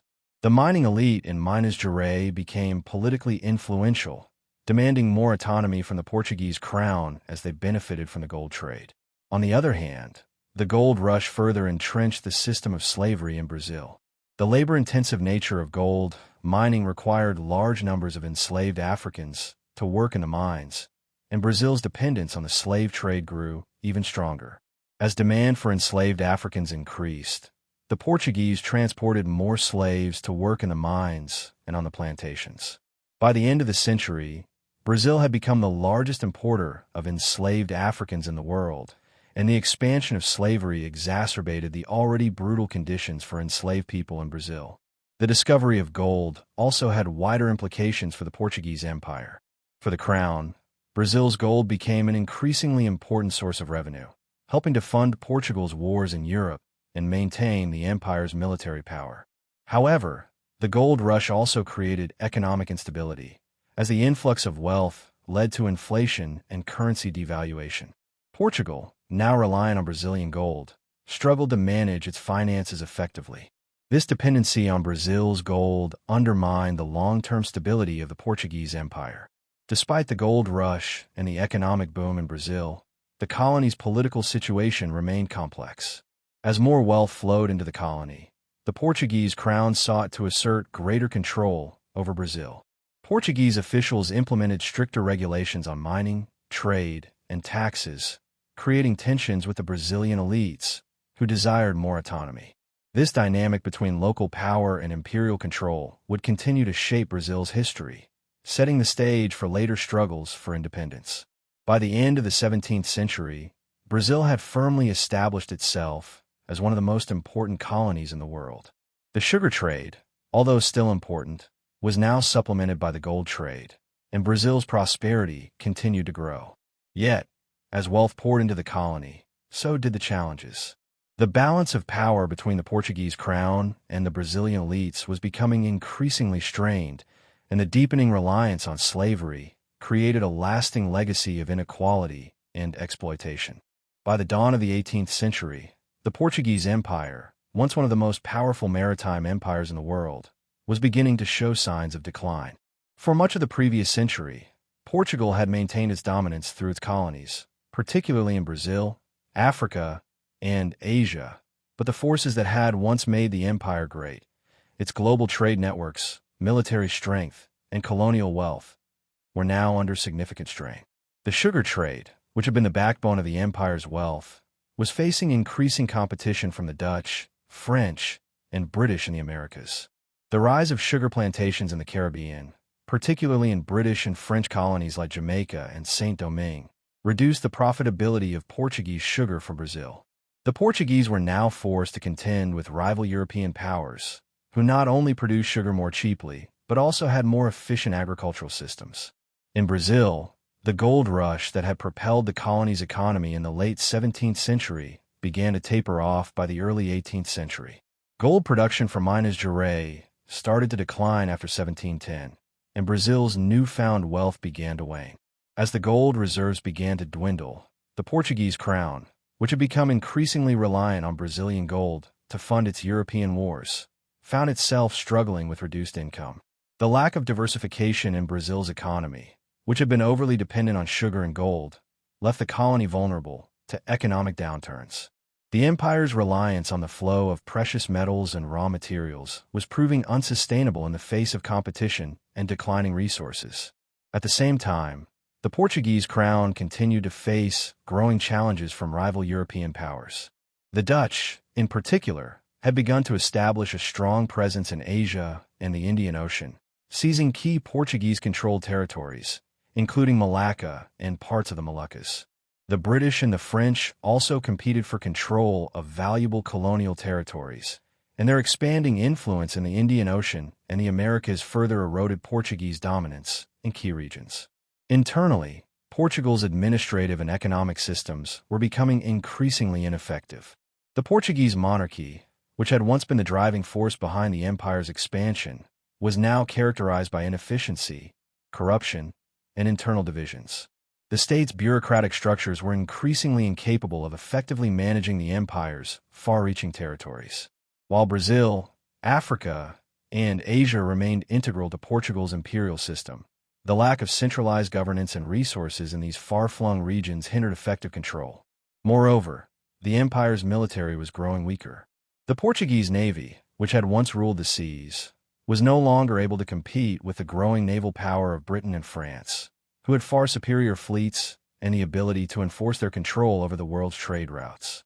As Portugal's military might diminished, its colonial holdings in Africa, Asia, and the Americas were left vulnerable to the incursions of rival European powers.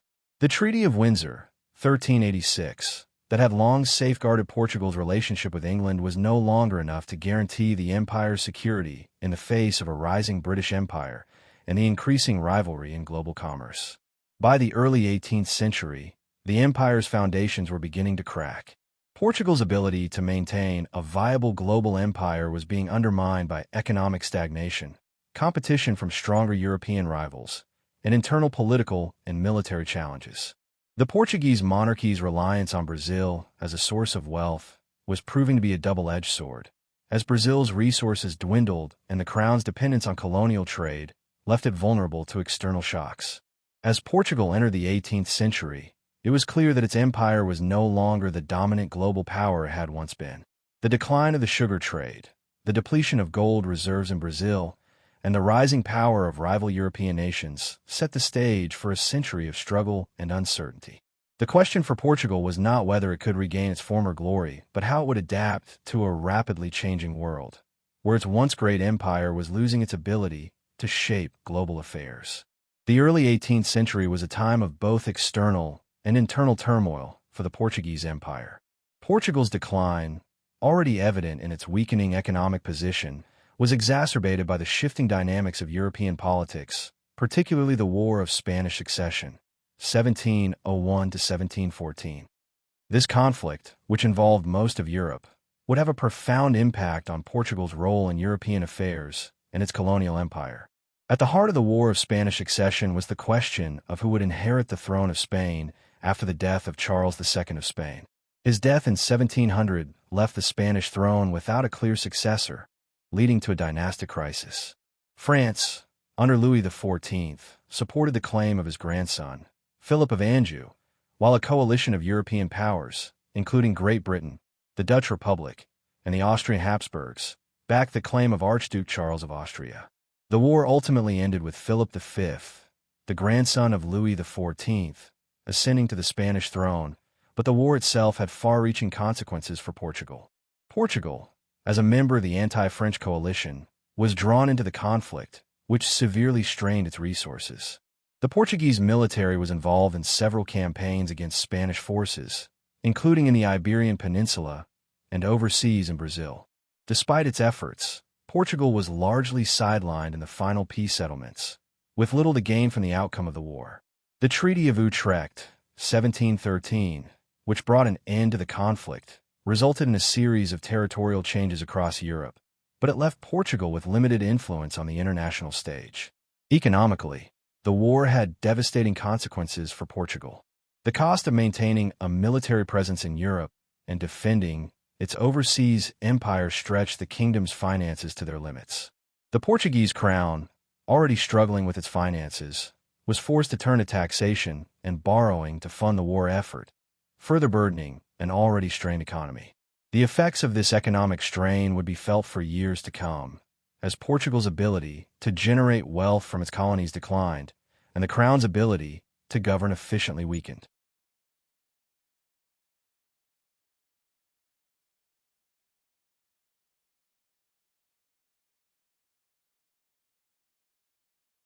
Internally, Portugal was facing its own set of challenges.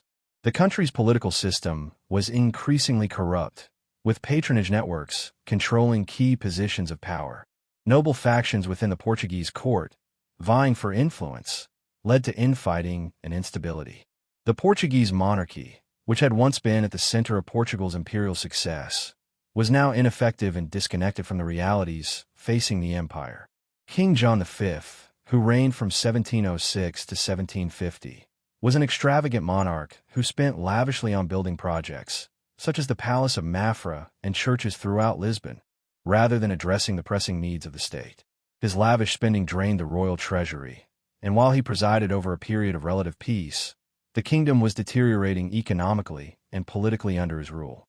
Meanwhile, the Portuguese nobility continued to wield considerable power, often at the expense of the crown.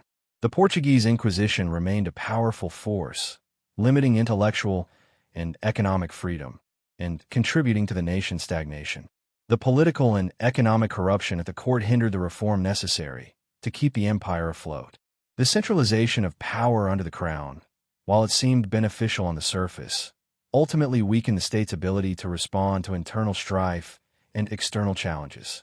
As Portugal struggled to recover from the economic burdens of the war and the mismanagement of resources, Brazil, the empire's most valuable colony, began to show signs of decline.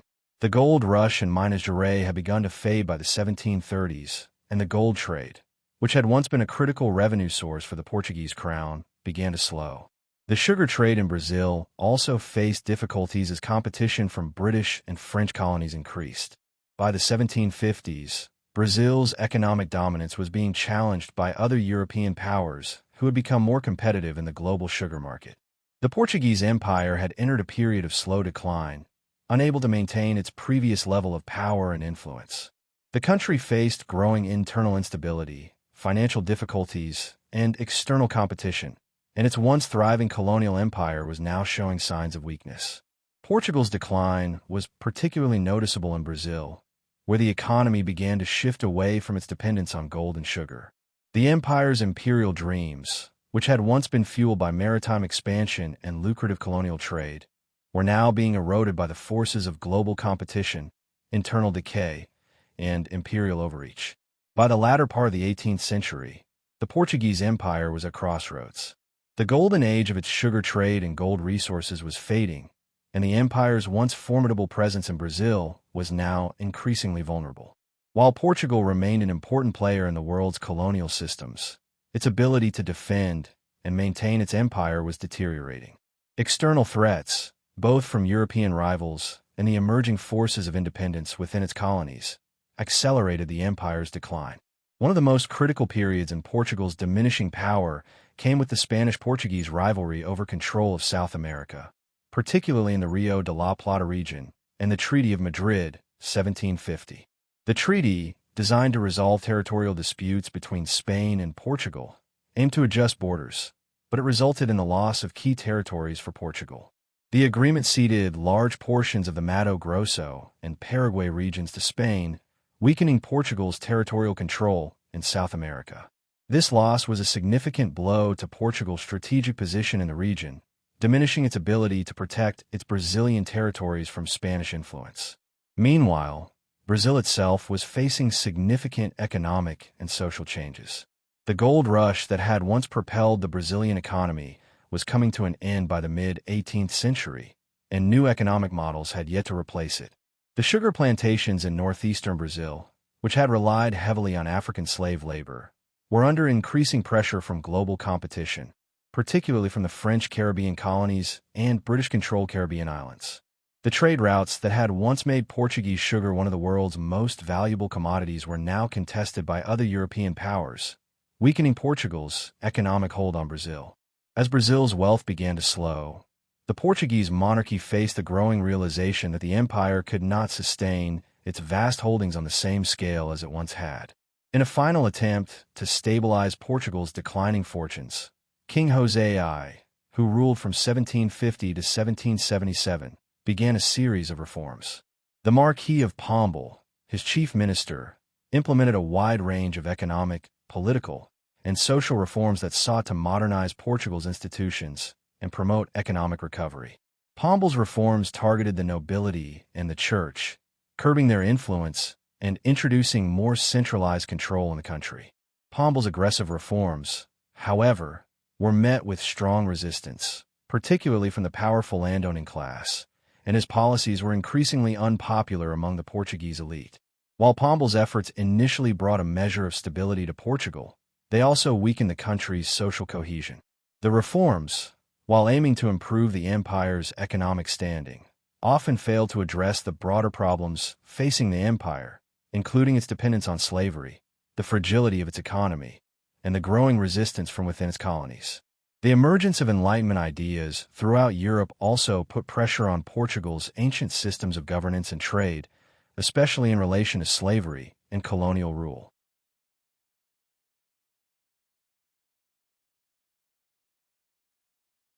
By the 1790s, the French Revolution had cast a shadow over all of Europe, including Portugal.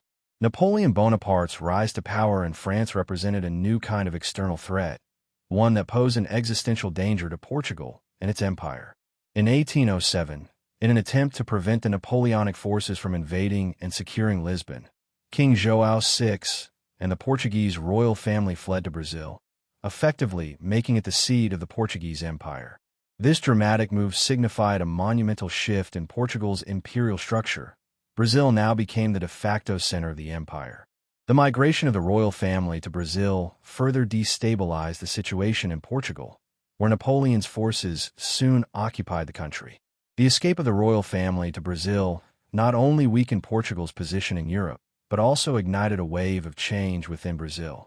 Brazil's new status as the center of the Portuguese Empire allowed it to grow in economic and political significance. Over the next few decades, Brazil would continue to evolve as a separate political entity, eventually leading to its independence from Portugal in 1822.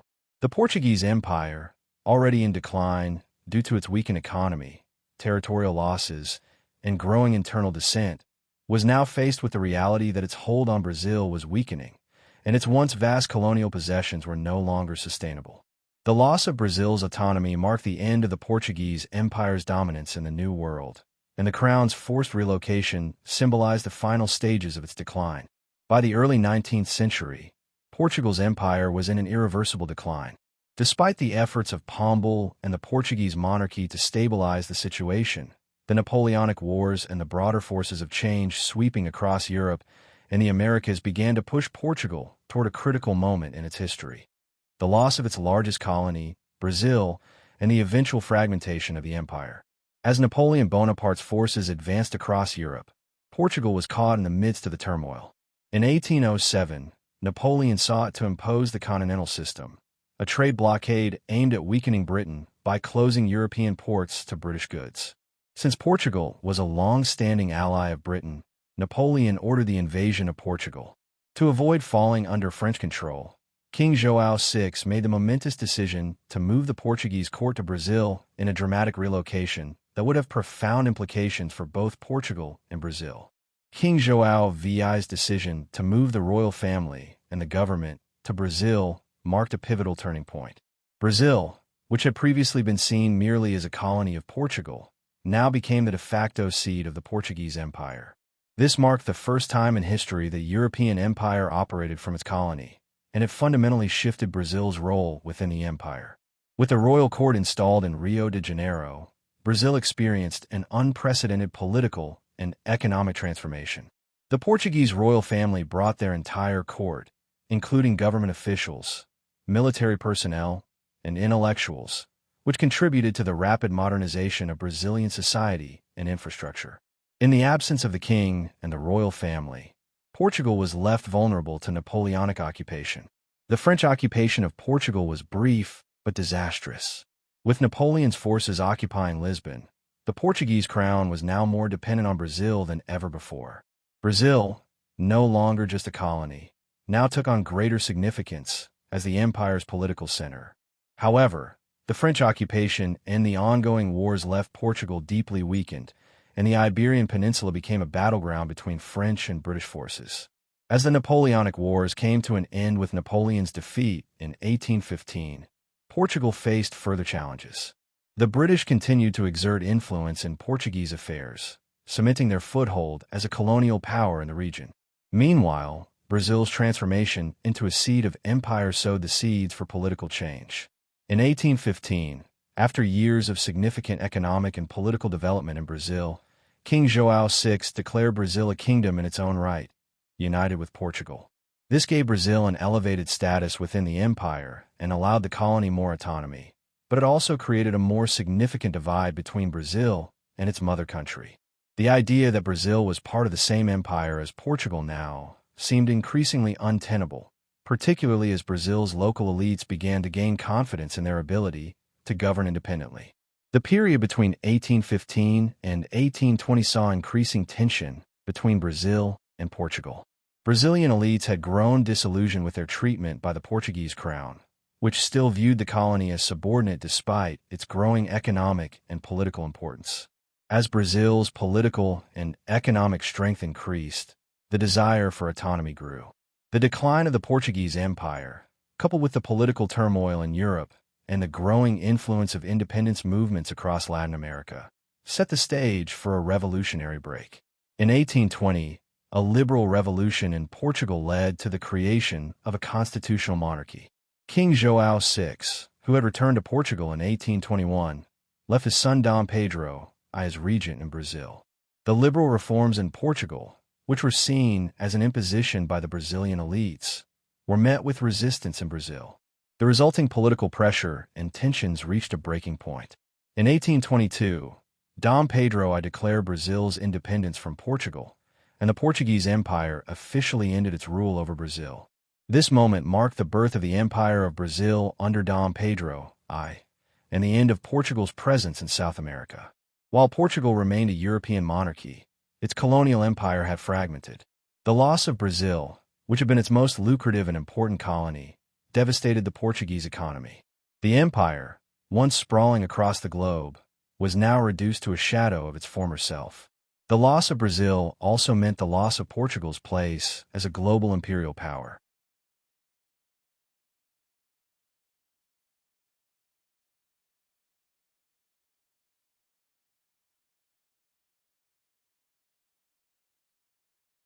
The early 19th century was a period of great upheaval for European powers, and Portugal, a nation once at the forefront of maritime exploration, found itself swept into the turbulence of the Napoleonic Wars. The conflicts across Europe, especially the rise of Napoleon Bonaparte and his expansionist ambitions, would not only change the course of history, but also alter the fate of the Portuguese Empire. For Portugal, this period marked a decisive and dramatic chapter that culminated in the flight of the Portuguese royal family to Brazil in 1807. Napoleon, who had risen to power after the French Revolution and established the French Empire, sought to dominate Europe and challenge Britain's supremacy. His ambition to create a continental empire required that he control not only mainland Europe, but also restrict Britain's access to global trade routes. In pursuit of this goal, Napoleon implemented the Continental System, a trade blockade designed to weaken Britain by cutting off its trade with the rest of Europe. As part of his plan, Napoleon pressured every European country to close its ports to British goods, forcing them to choose between allying with France or risking invasion. Portugal, a long-standing ally of Britain, found itself caught between the competing interests of two powerful nations. Portugal had been one of Britain's most reliable allies during the previous century, and the Anglo-Portuguese alliance, solidified in 1373, was a cornerstone of Portugal's foreign policy. This alliance had allowed Portugal to secure its maritime interests, especially in its overseas empire, while benefiting from British trade. But under Napoleon's growing influence, Portugal was faced with an impossible choice: align with the French and lose its cherished relationship with Britain, or refuse Napoleon's demands and face the wrath of his expanding empire. Napoleon had little tolerance for defiance, and by 1807, Portugal's refusal to comply with the continental system had made it a target. Napoleon saw the Portuguese as a major hindrance to his plans, particularly because Portugal's ports remained open to British trade, allowing the British to continue to supply Europe with goods and maintain its influence over the continent. As tensions escalated, Napoleon made it clear that Portugal would either have to submit or face invasion. To make matters worse, the Spanish monarchy, once a strong ally of Portugal, was also falling under Napoleon's influence. In 1807, Napoleon's troops, already in Spain, forced the Spanish king, Charles IV, to abdicate and replace him with Napoleon's brother, Joseph Bonaparte. This move not only destabilized the Iberian Peninsula, but also left Portugal exposed to the full force of Napoleon's military ambitions. As part of his broader strategy, Napoleon decided to invade Portugal, effectively neutralizing the one remaining ally of Britain in Europe. In November of 1807, Napoleon's forces began their advance into Portugal. A French army of over 25,000 troops, led by Jean-Andoche Junot, crossed the border into Portugal with the aim of forcing Portugal to comply with the continental system and ousting the Portuguese monarchy. With no significant military force capable of opposing Napoleon's troops, Portugal found itself defenseless. The Portuguese court, realizing the gravity of the situation, had little choice but to take drastic action. The Portuguese monarchy, led by Prince Regent John, son of the aging King Maria I, faced a dire decision. Rather than let the royal family fall into French hands or risk the complete collapse of the Portuguese Empire, Prince John made the unprecedented decision to flee the country. In a bold move, the royal family, accompanied by key members of the court and military, boarded a fleet of ships, leaving Lisbon in the early morning hours of November 29, 1807, and set sail for Brazil, Portugal's largest and wealthiest colony. This dramatic flight to Brazil marked a pivotal moment in the history of Portugal. It not only saved the Portuguese royal family from French capture, but also fundamentally changed the nature of the empire. The decision to relocate to Brazil was motivated by both the immediate military threat posed by Napoleon and the long-term strategic interests of preserving the Portuguese monarchy and its global empire. The monarchy's move to Brazil would also have far-reaching consequences for the future of Brazilian independence, laying the groundwork for a colonial rebellion that would come just over a decade later. The Portuguese royal family's presence in Brazil for over a decade had far-reaching implications, not only for the colony, but for Portugal itself. The time spent in Brazil marked a turning point in the relationship between Portugal and its largest colony. As Brazil's political importance grew, so too did the sense of Brazilian identity and autonomy. By 1815, Brazil was formally elevated to the status of a kingdom, a move that further distanced it from the Portuguese crown, setting the stage for Brazil's eventual path to independence. King João VI had initially fled to Brazil with the hope of preserving the monarchy and maintaining control over the Portuguese Empire during the turbulent period of Napoleon's occupation of much of Europe. The decision to make Brazil a kingdom within the empire, rather than a subordinate colony, was a bold one that was motivated by both necessity and opportunity. Rio de Janeiro was now the political center of the empire, while Lisbon was under threat from French forces. The strategic relocation of the monarchy to Brazil effectively turned the colony into the center of Portuguese power, but it also sowed the seeds for a political awakening in Brazil. By 1815, Brazil was granted kingdom status alongside Portugal, a move that allowed the colony more autonomy, but did not sever its connection to the crown in Lisbon.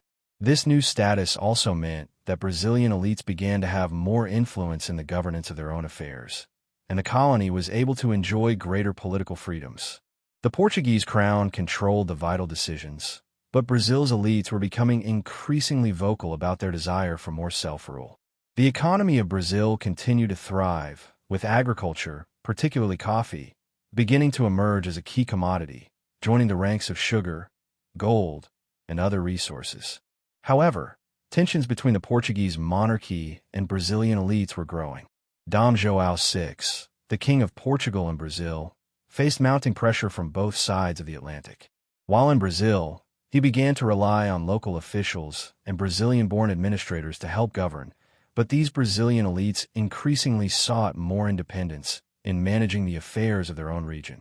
They were also frustrated with the ongoing influence of the Portuguese crown and the centralization of power in Rio de Janeiro.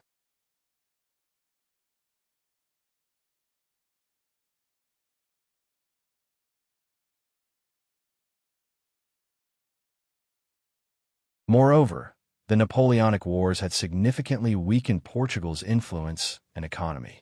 By the time Napoleon was finally defeated in 1815, the Portuguese monarchy was deeply in debt, and the economic situation in Portugal was dire. When King João VI returned to Portugal in 1821, after the defeat of Napoleon, he left his son, Dom Pedro I, as regent of Brazil. Although João VI was hailed as a hero in Portugal for maintaining the monarchy during the Napoleonic occupation, the Portuguese court was in chaos, struggling to restore the monarchy's authority and address the country's political and economic challenges. The return to Portugal in 1821 left Brazil in a vulnerable position. Dom Pedro, the newly appointed regent of Brazil, faced increasing demands for Brazilian independence from both Brazilian elites and the growing middle class. The Portuguese monarchy's return to Lisbon created a power vacuum in Brazil, and Brazilian-born elites were becoming more assertive in their demand for autonomy. The frustrations of the Brazilian elite, combined with the political instability in Portugal, created a volatile environment. Meanwhile, the Brazilian independence movement began to gain momentum. Inspired by the liberal revolutions spreading across Europe and the Americas, many in Brazil began a push for a complete break from Portuguese rule. This culminated in September 7, 1822, when Dom Pedro I declared Brazil's independence from Portugal, famously proclaiming the words, "Independencia ou morte," independence or death. This declaration marked the end of over 3 centuries of Portuguese colonial rule in Brazil and the birth of the Empire of Brazil. The path to independence was not immediate, however. The transition from Portuguese rule to an independent Brazil was marked by conflicts between Portuguese loyalists and Brazilian independence forces. The resistance in Portugal to the loss of Brazil was strong, but Dom Pedro I's leadership and the support of the Brazilian population ultimately secured Brazil's independence. The Declaration of Independence also had profound effects on the broader Portuguese Empire. The loss of Brazil, Portugal's most valuable colony, was a devastating blow to the empire. Brazil had been the economic engine of Portugal's imperial system, and its separation signified the end of the Portuguese Empire's global dominance. However, while Brazil emerged as an independent empire, Portugal's weakening influence in global affairs would continue in the years that followed. The year 1822 marked the beginning of the end for the once great Portuguese Empire. The loss of Brazil, its most valuable colony, was a blow from which Portugal would never fully recover. Brazil's declaration of independence under Dom Pedro I, now crowned as Emperor of Brazil, in September 1822, marked a definitive split between the two nations and signified the collapse of a centuries-old colonial system. For Portugal, the separation of Brazil was a devastating economic and geopolitical loss, and the consequences were felt deeply throughout the 19th century. In the immediate aftermath of Brazil's independence, Portugal was left to deal with the loss of its largest and most lucrative colony. Brazil had been Portugal's economic powerhouse, supplying immense wealth through its vast resources, including sugar, coffee, gold, and later rubber. The loss of Brazil, which represented a major portion of the empire's income, placed immense financial pressure on Portugal. The Portuguese royal family had also been displaced, and while King João VI had returned to Portugal from Brazil in 1821, he did so amidst political chaos, and his monarchy was no longer able to exercise the same control over the country. The transition was deeply destabilizing for Portugal. Without Brazil's wealth, the Portuguese economy floundered. The economic situation was exacerbated by Portugal's growing debts, the cost of rebuilding the kingdom after the Napoleonic Wars, and a struggle to assert its presence in other colonies. Additionally, internal political unrest was on the rise, particularly between the liberal and conservative factions that had been brewing since the Liberal Revolution in 1820. Portugal had not only lost its prize colony, but it was now politically divided, with factions vying for control of the future of the country. Economically, the loss of Brazil caused a dramatic shift in Portugal's reliance on its colonies. The Portuguese had to turn to other parts of its shrinking empire, primarily in Africa and Asia, to compensate for the loss. However, these colonies were not as profitable as Brazil had been. In Angola, Mozambique, and the Cape Verde Islands, Portugal tried to expand trade, but these colonies did not yield the same wealth as Brazil had. The agricultural potential in these territories was limited, and the profitability of trading in ivory, rubber, and slaves was far less than Brazil's sugar and coffee exports. Portugal's relationship with its remaining colonies was also complicated. The growing abolitionist movement, which had begun to gain traction in Europe and Brazil, began to challenge Portugal's control over the slave trade, particularly in its African colonies. The loss of Brazil, which had been a major destination for enslaved Africans, did not end the demand for forced labor in the Portuguese colonies. However, the growing international pressure to abolish the transatlantic slave trade and the eventual abolition of slavery in Portugal's colonies left Portugal struggling to maintain control over its territories, especially as the cost of maintaining a global empire became increasingly untenable. Politically, Portugal faced instability in the wake of Brazil's independence. The Liberal Revolution of 1820 had already led to significant reforms in Portugal, including the adoption of a constitution and the establishment of a constitutional monarchy. However, these reforms were deeply contested by the conservative faction of the Portuguese court and nobility, who favored maintaining traditional absolutist rule. The constitutional monarchy was unstable and struggled to balance the demands of both the liberal reformers and the conservative royalists. The country also struggled with the Brazilian monarchy's legacy, as Dom Pedro IV of Portugal, who briefly became Emperor of Brazil, was forced to abdicate both his thrones, leaving the Portuguese crown in a state of confusion and conflict. The internal division between those loyal to the monarchy and those pushing for democratic reform continued throughout the 19th century. In the 1840s, Portugal's instability deepened further. Civil war broke out between the liberals, who supported a constitutional monarchy, and the absolutists, who sought to restore absolute royal power. This internal conflict further weakened Portugal's ability to recover from the loss of Brazil, and the country's economy remained fragile throughout the century. After the devastating loss of Brazil in 1822, Portugal's political and economic challenges deepened, but the country's internal instability, exacerbated by the Liberal Revolution of 1820, further complicated the monarchy's efforts to rebuild. While Brazil's independence had shattered the empire's foundation, it also set off a series of liberal reforms in Portugal that would significantly alter its political landscape in the following decades. The Liberal Revolution of 1820, which called for a constitutional monarchy and the establishment of liberal democratic principles, led to the overthrow of Portugal's absolute monarchy. It introduced the Constitution of 1820, limiting the king's powers and establishing a bicameral parliament. However, the transition from absolutism to constitutionalism was far from smooth, as it created deep divides between liberals and conservatives.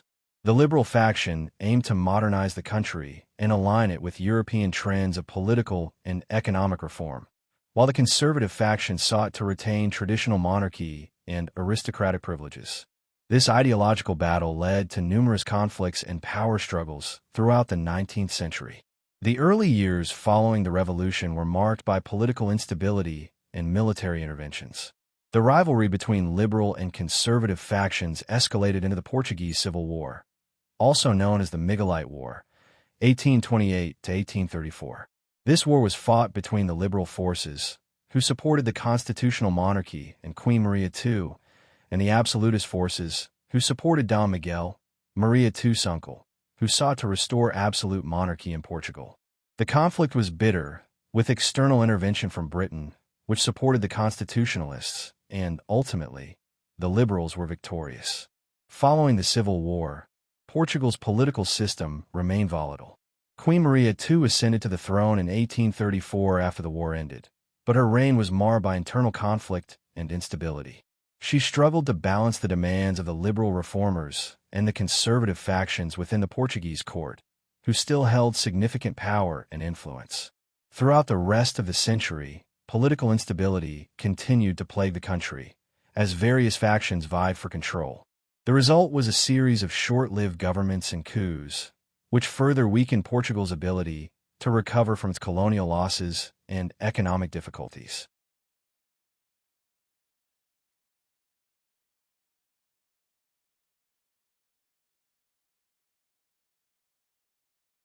Economically, the country's recovery from the loss of Brazil remained a constant struggle. With Brazil gone, Portugal had to rely on its remaining colonies, especially in Africa, but these were far less profitable and less strategically important. Portugal's African colonies, including Angola and Mozambique, were still economically underdeveloped, relying primarily on the export of ivory and slave labor, and these resources could not replace the wealth Brazil had provided. Furthermore, Portugal's manufacturing and agricultural industries were underdeveloped, leaving the country heavily reliant on imports, especially from its former British allies. During this period, Britain continued to exert significant influence over Portuguese affairs. British political and economic interests in Portugal remained strong, especially as Britain sought to maintain its dominance in global trade. The Anglo-Portuguese alliance, which had been forged in the 14th century, continued to shape Portuguese foreign policy, and British investment in Portuguese industries increased, particularly in the agricultural and infrastructure sectors. While some attempts at modernization were made, such as the development of a railroad system and limited industrial growth, Portugal remained a largely agricultural economy, dependent on traditional exports, and unable to adapt to the rapid industrialization taking place in other parts of Europe. Social inequality was also a major issue, with a deeply entrenched aristocracy that still wielded significant power, while the vast majority of the population lived in poverty. As the 1870s approached, the political and economic situation had not improved significantly.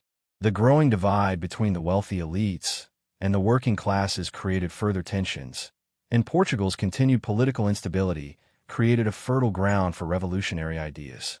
Although the liberal reforms of the earlier 19th century had modernized the country to some extent, they had failed to bring about the sweeping changes needed to address the social, economic, and political challenges facing Portugal. The lack of a strong central government, economic decline, and persistent social inequality set the stage for more radical changes in the years to come. The second half of the 19th century proved to be a period of accelerating decline for the Portuguese monarchy. The political instability, economic challenges, and social inequality that had plagued the country for decades culminated in the final collapse of the Portuguese Empire and the end of the monarchy in the early 20th century. The loss of Brazil in 1822 had left an indelible mark on the nation, and the subsequent years saw Portugal struggle to maintain its influence, both in Europe and in its remaining colonies. By the 1870s, the Portuguese monarchy, led by King Luís I, was struggling to maintain its authority.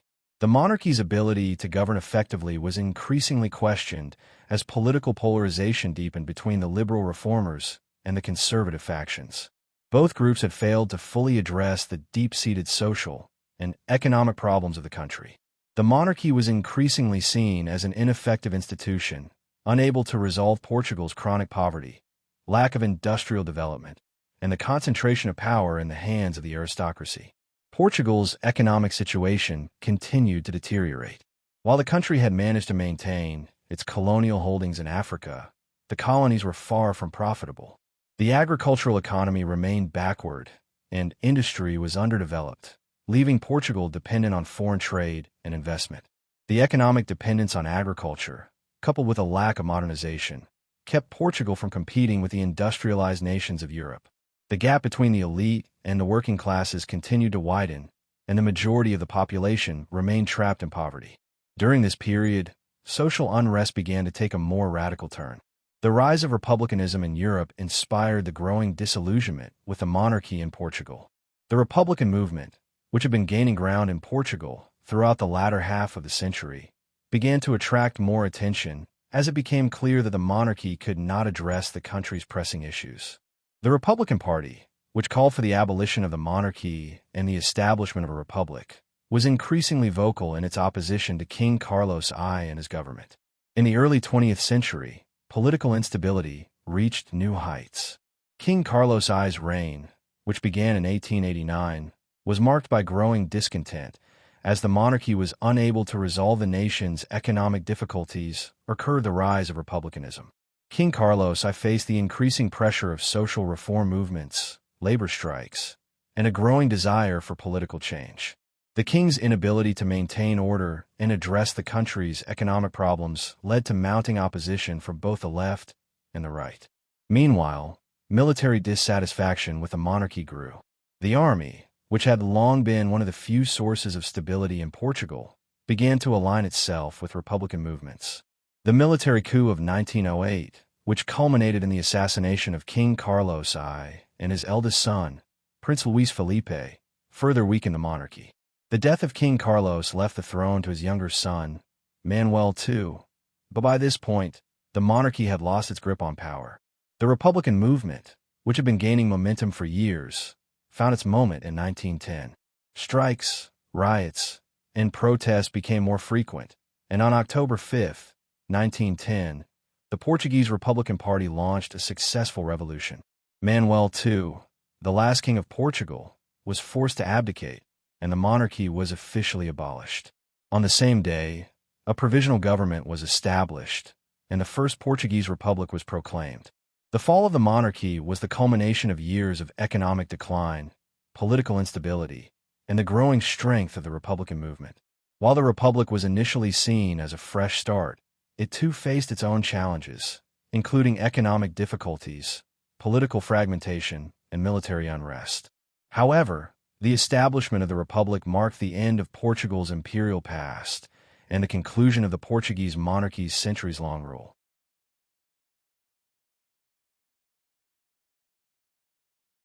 The collapse of the Portuguese Empire in the early 20th century, marked by the loss of Brazil and the fall of the monarchy in 1910, brought an end to centuries of Portugal's dominance in global affairs. However, while Portugal itself was undergoing profound political and social changes, the legacy of its imperial past lived on, particularly in the former colonies that had once been integral to its global empire. As the 20th century unfolded, the impact of Portugal's empire could still be felt across Africa, Asia, and even South America. In the decades following Brazil's independence in 1822, Portugal's remaining colonies in Africa and Asia continued to shape the country's political and economic landscape. Brazil and other former colonies had gained independence, but the enduring presence of Portuguese language, culture, and religion in these regions left a lasting imprint. Portugal's legacy was particularly evident in the continued use of Portuguese as the official language in many former colonies, including Angola, Mozambique, Guinea-Bissau, and São Tomé and Príncipe. Even after Portugal's empire collapsed in the 20th century, Portuguese remained a central cultural and political tool in these countries, which formed part of a broader linguistic community known as the Lusophone world. The Portuguese colonial experience in Africa and Asia also left behind a complex legacy of cultural exchange, blending European traditions with African and indigenous customs. In countries such as Mozambique and Angola, the Portuguese influence was particularly strong in urban areas, where Portuguese-style architecture, cuisine, and the Catholic faith continued to shape everyday life. Despite the upheaval caused by colonial independence movements in the mid-20th century, Portuguese cultural traditions remained deeply embedded in the social fabric of these nations, especially in religion, education, and language. However, Portugal's legacy in Africa was not solely one of cultural continuity. It was also marked by exploitation and conflict. The Portuguese colonial rule in Africa, especially in Angola, Guinea-Bissau, and Mozambique, was characterized by brutal repression and forced labor, which left scars that would persist long after these countries gained independence. The resistance movements in these regions, including the MPLA in Angola and Frelimo in Mozambique, were driven by the desire to overthrow colonial rule and end the economic and social exploitation imposed by Portugal. These movements intensified after World War II, as colonialism was increasingly seen as unjust in the post-war world order. The Portuguese Empire was one of the last to hold on to its colonies in Africa, and the struggle for independence in Portuguese Guinea, now Guinea-Bissau, and Angola became symbols of decolonization in the 1960s and 1970s. The wars for independence, particularly in Angola and Mozambique, were brutal and prolonged, with Portuguese military forces fighting against nationalist groups backed by neighboring countries and the global community. The Portuguese Estado Novo regime, which was an authoritarian government under Antonio de Oliveira Salazar, clung to its empire, but the persistent colonial wars and growing pressure from international communities led to the Carnation Revolution of 1974. The Carnation Revolution, a peaceful coup in Lisbon, resulted in the overthrow of Salazar's dictatorship and set in motion the decolonization process. In 1975, after years of military and political pressure, Portugal granted independence to its African colonies, including Angola, Mozambique, Cape Verde, Guinea-Bissau, and São Tomé and Príncipe. The withdrawal was often chaotic, leaving civil wars and economic instability in many newly independent states. The legacy of Portuguese rule in Africa was thus a dual one. While the shared language and culture provided a lasting connection, the scars of conflict, exploitation, and colonial oppression remained a significant challenge for many of these nations. The decolonization of the Portuguese Empire in the 1970s marked the end of an era for Portugal, but the legacy of its global influence persisted in various forms, particularly in its relationship with the newly independent nations of Africa, Asia, and even Brazil.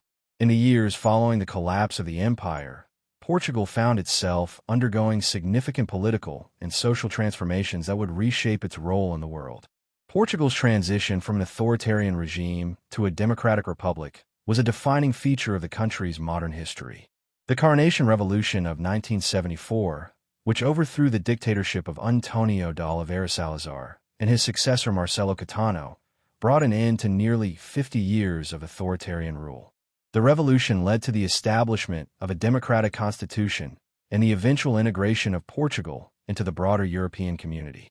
This shift helped Portugal move away from its colonial past, but it also required a new direction in foreign policy and international relations.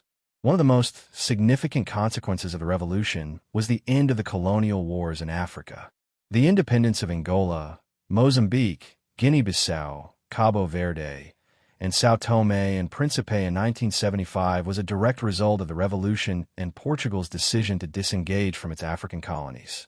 While independence brought hope and freedom to these nations, the aftermath of colonialism was not without its challenges.